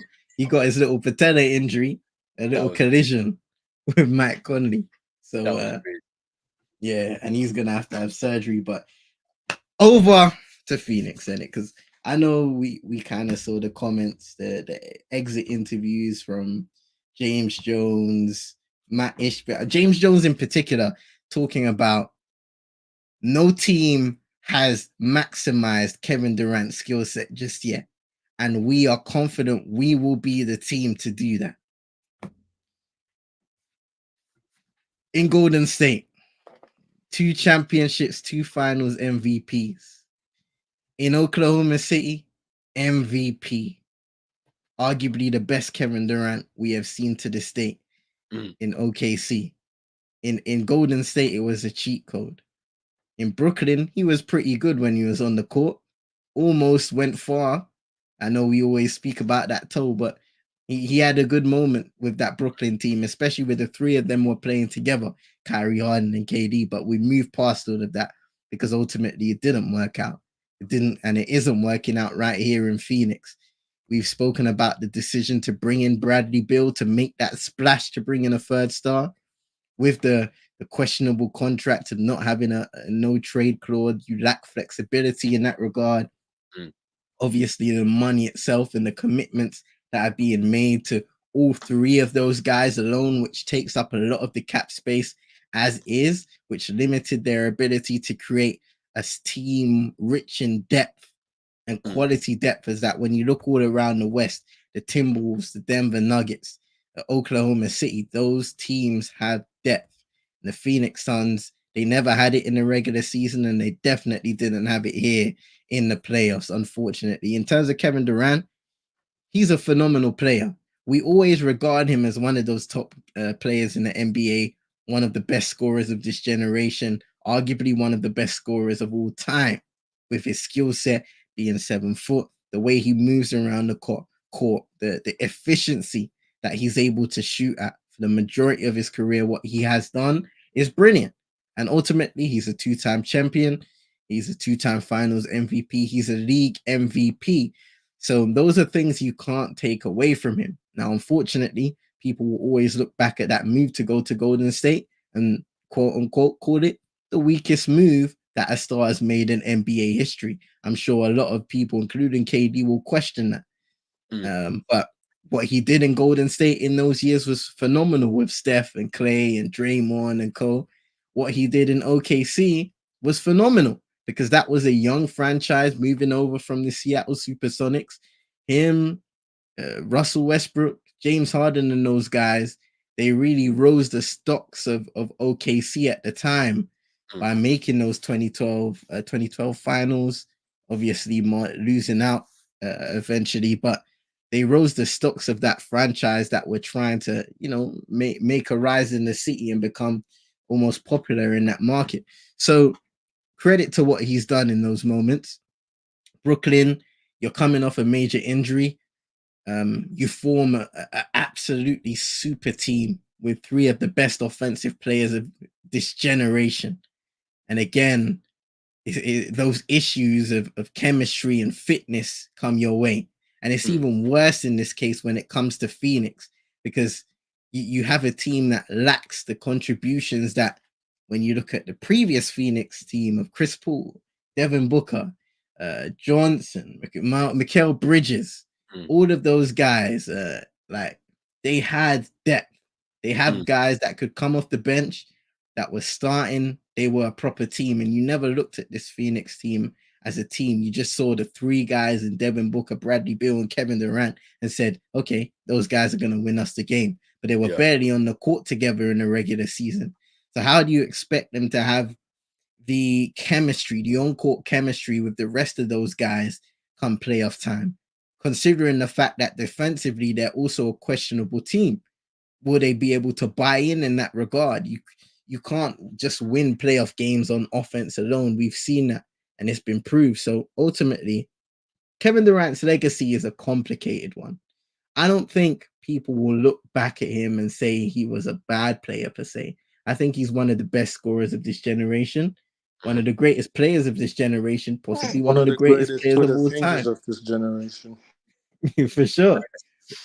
For sure. But like it is some of those choices and decisions that have hurt Mm, Kevin Durant, maybe the perception of Kevin Durant and his opportunities to truly compete for a championship on a consistent basis.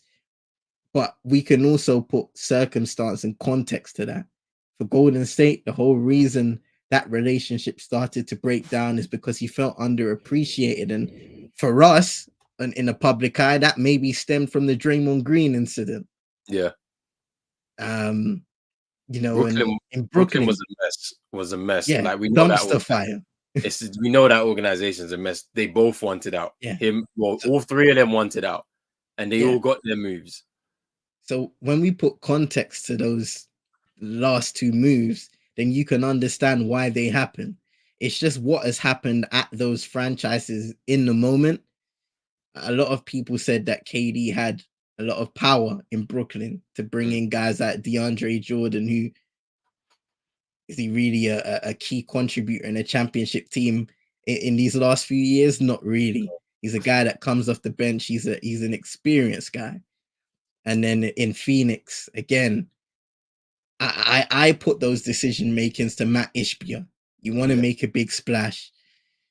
Um, but yeah, big words from James Jones, you know, saying that nobody is maximizing and we will be the ones to do it. It's a big off season because you're saying the core big three are returning next season. They have to be fit, but you can't guarantee fitness. That's the biggest problem of this team. You can't Yeah. guarantee the fitness of a Bradley Beal, who for the last few years has had back injuries left, right, and center that are extremely concerning. Not to mention that he's getting older, and you're guaranteed to pay that guy max money. It ain't easy. Devin Booker is your franchise guy. He's had a few injuries here and there, but you should be able to rely upon him for the most part. And Kevin Durant, we never know. He's been able to stay out of the way of crash dummies this season, but it Yeah. only takes one mistake to be in the wrong place to get injured and you're out for 10 to 15 games. And that throws off the entire momentum of the side. So just looking at this series alone, being swept and convincingly swept by the Minnesota Timberwolves, it doesn't look good on the Phoenix Suns organization. I'm not just looking at KD in this scenario. Obviously, you can look at him and you can look at the past and say this and that. But I'm looking at the Suns organization, what they moved away from to get here in the first Mm. place. Obviously, the change of ownership and everything that's gone down. You now have a big job on your hands to make sure that this team delivers on what they were supposed to do, what they were brought together to do in the first place. And I don't know if that will be the case. Hey, Considering the competitiveness of CM, the West, CM, it's it's gonna be a big task at hand. See what I did there, hey, Roman? Is that the Knicks fan? Is that the Knicks yes, fan? Yeah. Yeah. yes. Yeah. Shout out I to want Big to Tusk at slap hand, him. But Yeah. yeah, no, CM's cooking though. Continue, bro. man. That's me. That's me, bro. Cheat, have your say. Mm.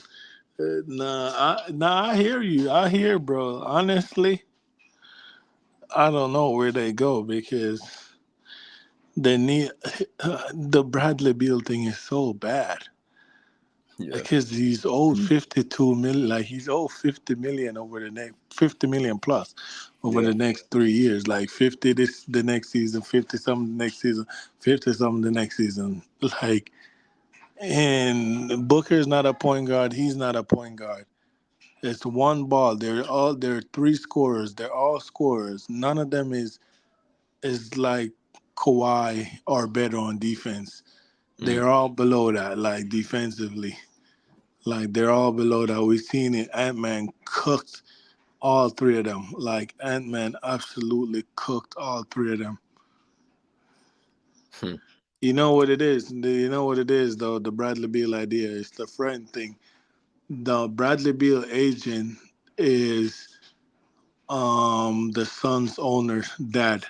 Yeah. Oh, for real? Yeah, Bradley Beal Oh man. agent is Mash Mish whatever his name is dad. Oh, the game Okay. started rolling. Yeah. The game started. I got it like a Oh, little bit my on the iPad board. is upstairs.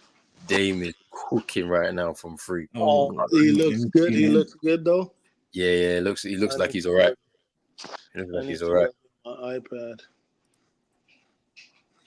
This game is going to be a good game, and I want to finish the show quickly so that we can get into it. But it's like this. Katie's legacy, I think, is basically CM said it perfectly. There's a perception. Okay, let me ask you, man. This. I mean, Yeah. obviously it's hindsight, but I know what my answer is, and Do you man think when KD gave his two destination out of Brooklyn, do you man think he made the right pick in choosing Phoenix as the destination instead of the other location? Or do you think he would have a better opportunity to win with the other guys that he would have been around? Who was the other team? Miami. Yeah.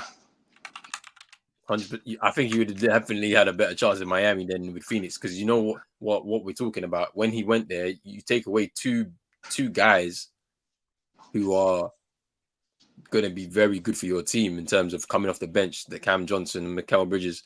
Who would you have given up for KD from Miami though? It was like Arrow, Laurie, Picks, Tyler Arrow, Kyle Lowry, Picks, Duncan, and Duncan, I think, just to make the money work.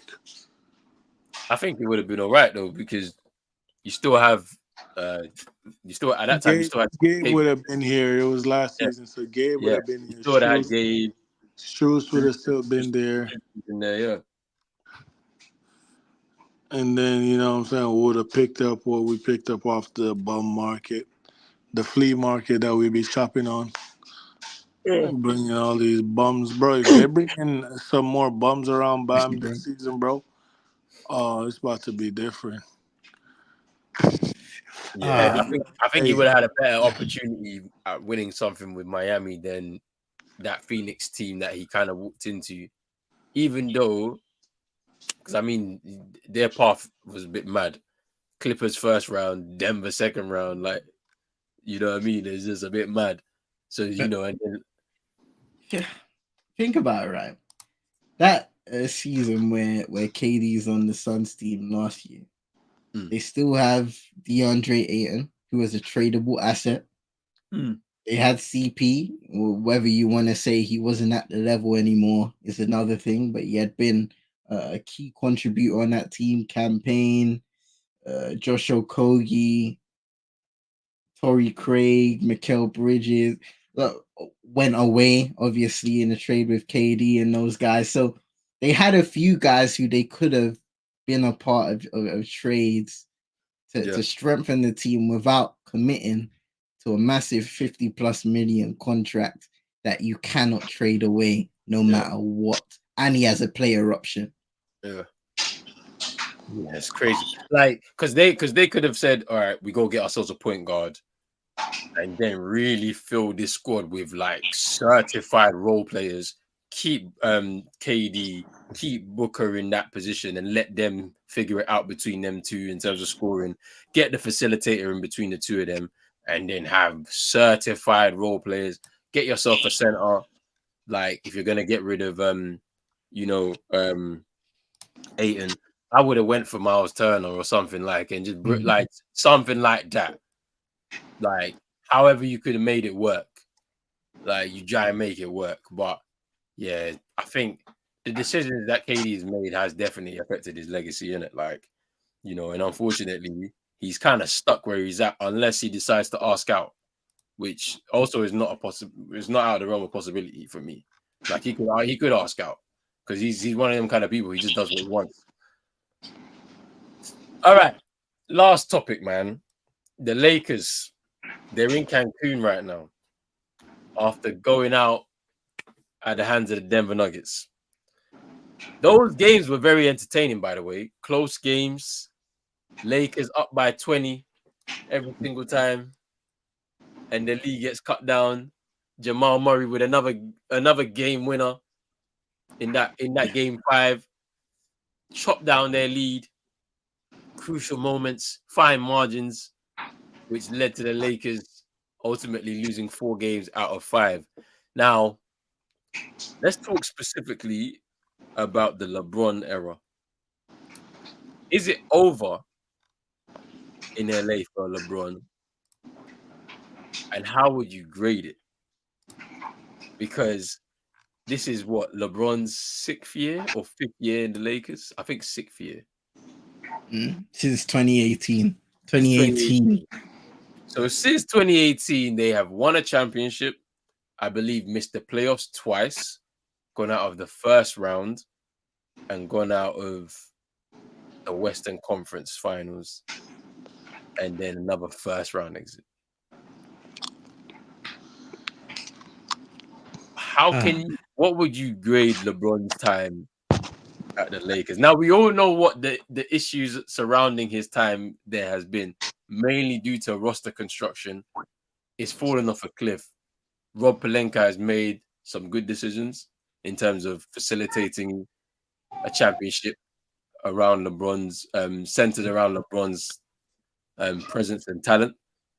But then he's also ripped it apart and ruined it to the point where they look a shell of the championship winning team.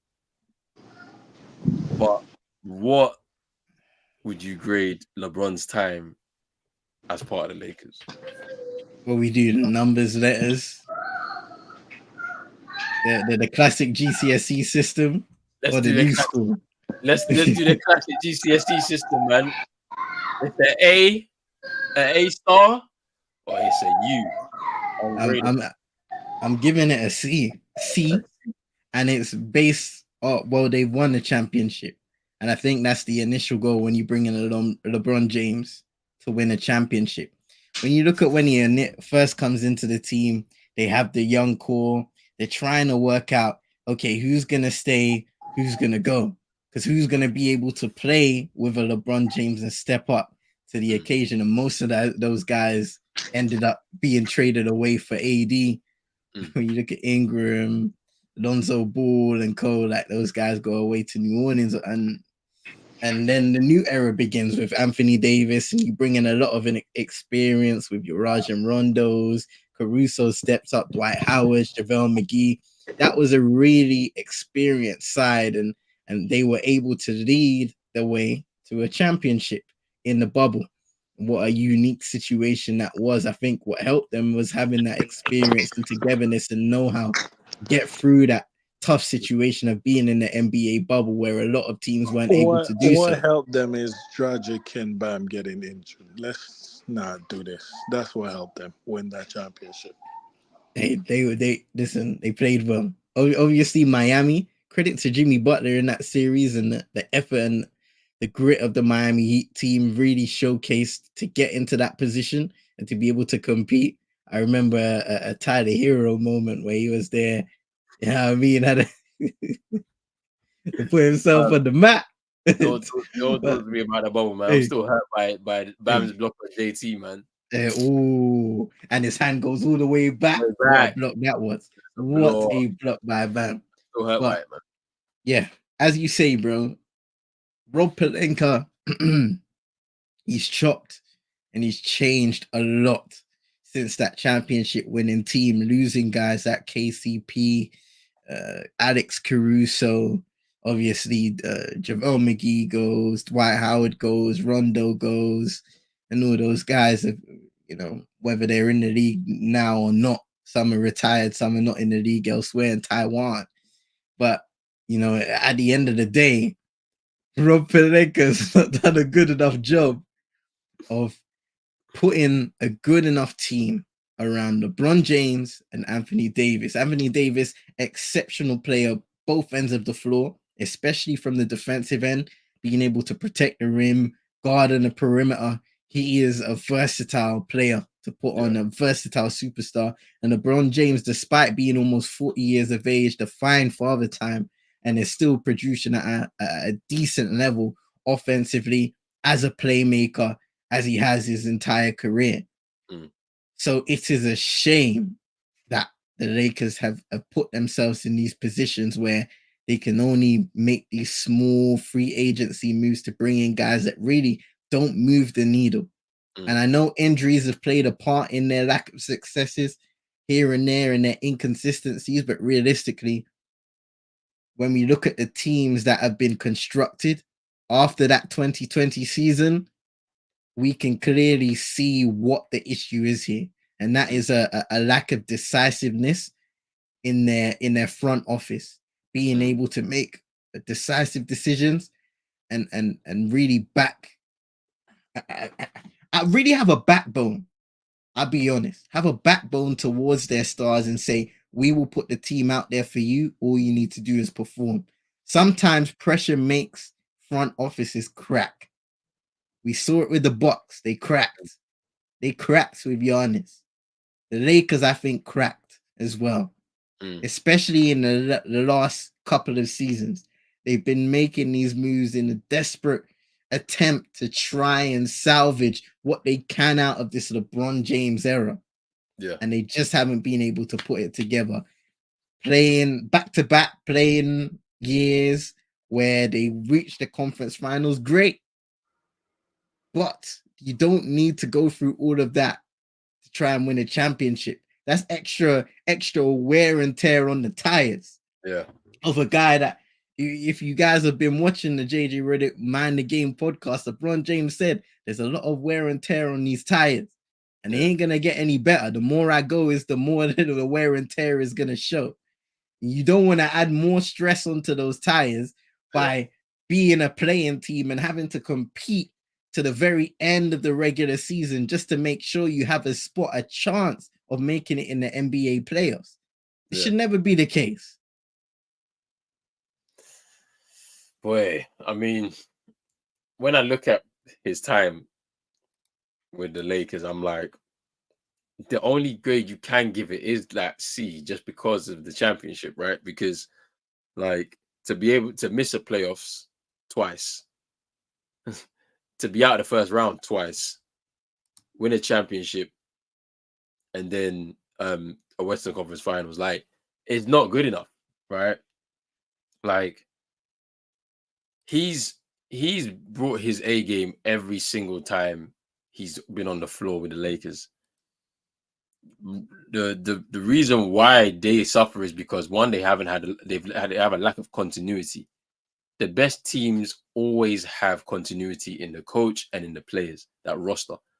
The fact that he hasn't had a consistent team around him since he's been there, even the best of players will always struggle within that, right? Now, we look at this specific run to their round one exit. The inconsistencies in players like D'Lo, Rui Hachimura, Reeves have let them down in this series against Denver, where in that series, I believe they had the number of the Denver Nuggets at points.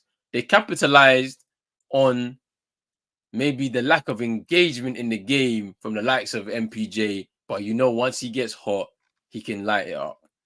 The lack of engagement from a Jamal Murray, who he can be hit and miss. When he's hot, he's really hot, but when he's cold, he's really cold. Aaron Gordon didn't have a great series at all, to the level that we know him to be at. Very physical rebounder in that painted area, in the interior part of the court. He is a danger. He wasn't that great when you watched it. KCP not shooting at the level that we expected him to. Their bench unit is definitely weakened at the fact that they don't have a Jeff Green or a Bruce Brown. There was an opportunity for the Lakers in this series, and they showcased what they could have done if they had some more consistent players available. Because when you look at their roster construction, they have no size or any quality size. Christian Wood injured, not really the best. Jackson Hayes, not the best. Like, in terms of being in that center position as cover for Anthony Davis. And it's contributed to LeBron and AD to another extent doing way more than they needed to try and get themselves a stranglehold in this series. Now, for LeBron, I don't know how much longer he's got to go in the league. They're saying he's got a year left, maybe 2 max. They're looking to draft Bronny so that he can get his like fulfillment of playing with his son in the league, and then he can finally say, you know what, I'm done. But there will be regret at the end of his tenure with the Lakers if it does indeed continue here. Like, there'll be regret because he'll feel like, I could have done a lot more with the way I was performing and how I've been performing over these last 6 years. I could have gotten a lot more in terms of a championship or even runs at a championship, because they didn't even make runs at a championship, really. There's just the bubble. The rest of it, you can't say that they were consistent contenders for a title through that time. Even that he didn't get. So, I mean, yeah, it's a C because you win that championship, but then I don't know. I don't know. Does he wait for Bryce to get drafted? He might be a better prospect than Bronny. Yeah, see, this thing is a funny one, right? Because people are looking at the statistics of Bronny and saying, "Oh, he's only averaging 4 points in college." That doesn't necessarily mean he's a bad player. There's loads of players that didn't average Yeah. a lot, but they're in the league right now, and they're contributing. Like And you have I to think, consider the injury that he came off of, the major injury that he came off of, having to reintegrate into that college setting. And he wasn't one of the main guys. He was a contributing guy, but he's really being eased back into those games. And ultimately, I think he'll go back to college yeah, next year. We'll see. I We'll think so. see. Because I think he wants to have a good clean year where he can work and improve his game even more in that college Mm, setting and then see what happens at the end of that campaign. But yeah, there were a lot of things that went into it. And then from his game, he has a kind of a similar mindset in the way that he plays, in terms of the way he play makes, the way mm, he moves on the court, his ability to knock down the shot. Like, he is a skilled player, Bronny. mm. He plays the right way. Like for Yeah, me, when I've seen from the tapes I've seen, it's not all about him. It's about how he makes his teammates better, and that's going to be valuable for him if he makes it into the league. yeah, But yeah, I don't think it would be wise of him to decide to forego the rest of college and enter the draft. Well, he already has, but he's kind of kept yeah. his options open, which is good. Um, he should maybe transfer to another college where he has an opportunity to showcase everything he can do, and then this might be an option though. The G League might be an option like Even that. though, That remember, there's no more Ignite, so yeah, there's no more Ignite. Yeah, so it's gonna be they like he'll have to sign a two-way or yeah. something. Um, after getting drafted or something like that potentially. But where he goes, I don't know. That's the interesting thing. Where he goes in the draft, I don't know. That's the interesting thing. Um, to wrap it up, what do you think that this series um told us about Denver? Um, well, in each of the 5 games, they were down by a minimum of 3 points. Some other games bigger than others, but it took them a while to get it going in each of these 5 games. Something that I don't think they can afford to do come the second round and onwards. I think we will see a more dialed in, a better Denver side. What we They have championship credentials. When you look at Jamal Murray, he steps up in the most important of moments. Nikola Jokic, the same thing with him. Phenomenal player, arguably the league MVP this season. Michael Porter Jr. has been absolutely dialed in shooting wise, and defensively as a collective, they can turn it on. When you look at guys like Christian Brown and Mm, all of the guys that are contributing at a high level, Contavious Caldwell Pope, the names go on and on and on and on. So Denver, I feel like a lot of people are looking at them and saying they're potentially a weaker side, and the Timberwolves could ruffle some feathers potentially. mm, So I'm very excited to see what happens in that series, because you look at the Timberwolves, the way they were able to guard KD, the way they were able to guard and really take Devin Booker out of his game in this series. That's a guy that can step up. He's a high level performer, and he yeah, just wasn't able to do it on a consistent basis in that playoff series. And I'm looking at him mainly as that guy who can spark to life. I know he had a good game in the final game of the series, but Devin really, Booker's Tyler Hero with Mexican background. nah. Hey, I'm not having that. Devin Booker is a good player, man. Really good player. The worst two Kentucky guard over the last 2 decades. Devin Booker and Tyler Hero. And Hey, somehow listen, Miami almost ended up with both. listen. I'm excited to see how what kind of game plan, first and foremost, the Minnesota Timberwolves are going to put on Jamal Murray because he has had his struggles. Also, when you look at him battling through an injury, how do they potentially make him uncomfortable? Nikola Jokic as well. I know a lot of people say he can't be guarded. He's one of those unstoppable guys, but you know, they've got Rudy Gobert, they've got Cat who competes. He doesn't have a reputation of defensive stature really, but he competes. Naj Reid, a lot of those guys, how are they gonna slow down Nikola Jokic and those guys and say we want the other guys to contribute? Michael Porter Jr., show us what you got. You know what I mean? Take those two-man I pick and mean, you don't rolls want they to don't a want minimum. Michael Porter Jr. to show them what he got because he just sacrificed Hey, 3 of his brother and averaged 25 points per hey, game. hey, Ah, hey, hey, hey, hey, hey, hey, And hey, they say he God. got hey, hey, seven. hey, yeah, He got yeah, seven Ah, siblings. we've begun. They said he sacrificed what? 3 of his brother, hey, bro. Another brother got arrested, bro, the Rested. I other saw day that. He's bro. for got how many brothers? DUI. 5, I think. 5 Seven. bros. He got 7 siblings, Jesus. Chino said, ladies and gentlemen, we got him.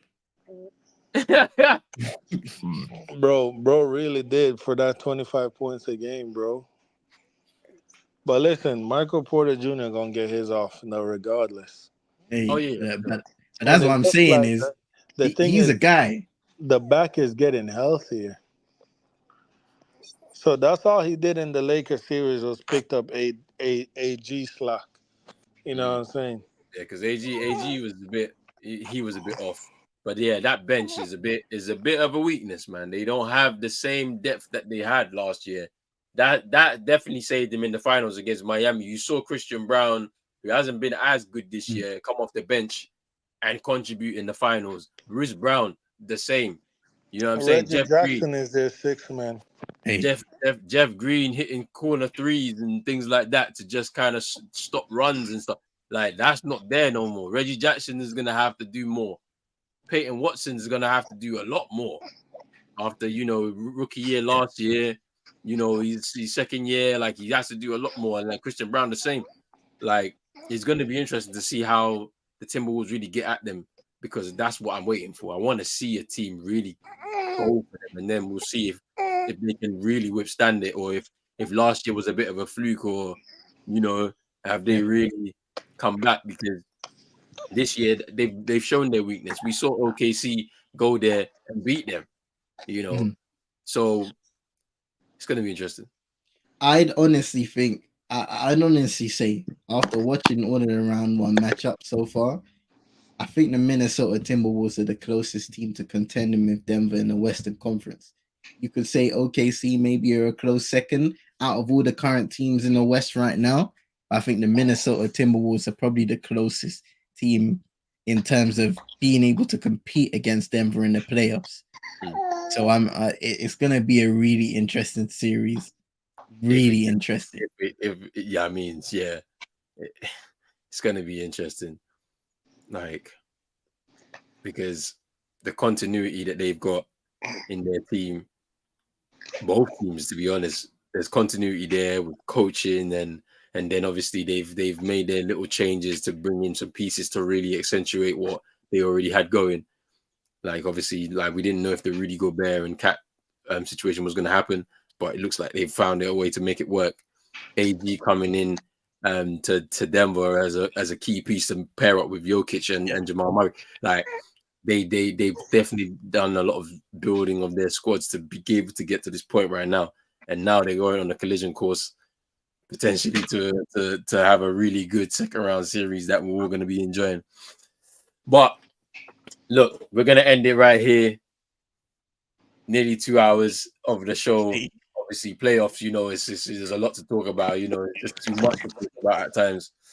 But we're gonna say big up to everybody that Mm. jumped in the comments, man. It's been lit in the comments tonight, man. We appreciate all your opinions, your thoughts, and all of that type of stuff right there. Bro, why Sorry, they taking so long to announce the defensive player of the year, bro?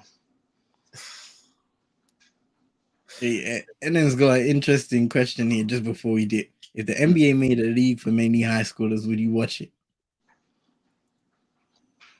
yeah, that might be good. It'd be pretty good because like you get some The gems. young guns. So it's kind of like It's kind of like an upgrade on the G League to see what's coming in to see next. what's coming in next year. Mm.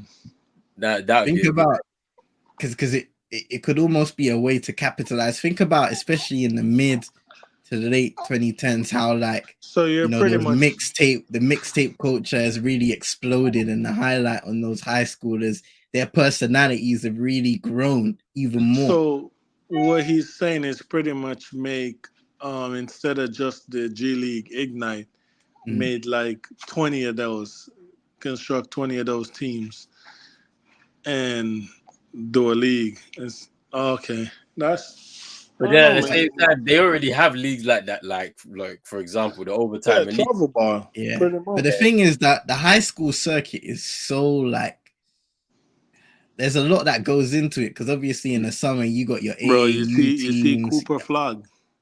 Yeah, yeah, That yeah, white boy He, tough. yeah. he, He's cold. He cold. So he's the top prospect. I think is for the 2025. Yeah, I wonder who gonna have that pick. I wonder. This draft was trash. That's when Spurs should have tanked for next year. Cooper Flag hey, with what's his Wemby. name, Wemby. Listen, Wemby. Bro, honestly, I might say Jimmy talking about extension. I might trade Jimmy and say we're just going to tank here this year and see if we could get that top pick. This year draft is trash though. But next year though, Nah, there's some steals in the draft that you can get this coming year, man. They yeah, got bro, they're talking about we drafting that big old donkey from Purdue, bro. I don't want that donkey, bro. who's Zach Ede, bro. Nah. Bro, I don't want that. He can't even move. He's not for heat culture. He's not for, you know There's what, the new Wemby and the new Jokic, bro. In this bro. draft, But the one from UConn, the big, he nice, but he a lottery pick. He a man, lottery pick though. you gotta go deep into the draft to go pick up the new Wemby and the new Jokic, boy. That's what I'm gonna say. Hey, Get yourself a steal. Go You develop say a we guy. take Zach Eddy as a backup, bro. Cannot move his feet. His feet too slow for the NBA, bro. The NBA is going faster, bro. Like you don't see like even guys like Wemby and Shet would leave him in the dirt on the 3 point line, bro. Boy. Like they're getting bigger. They're getting like these aliens that are coming in now, bro. They're getting more smarter. Like they're around humans, bro. Look, we even got one right now that's running the show, bro. They're smarter. They're living amongst us, bro. Like Wemby and Shet would let Zach Eddy looks like an idiot, bro.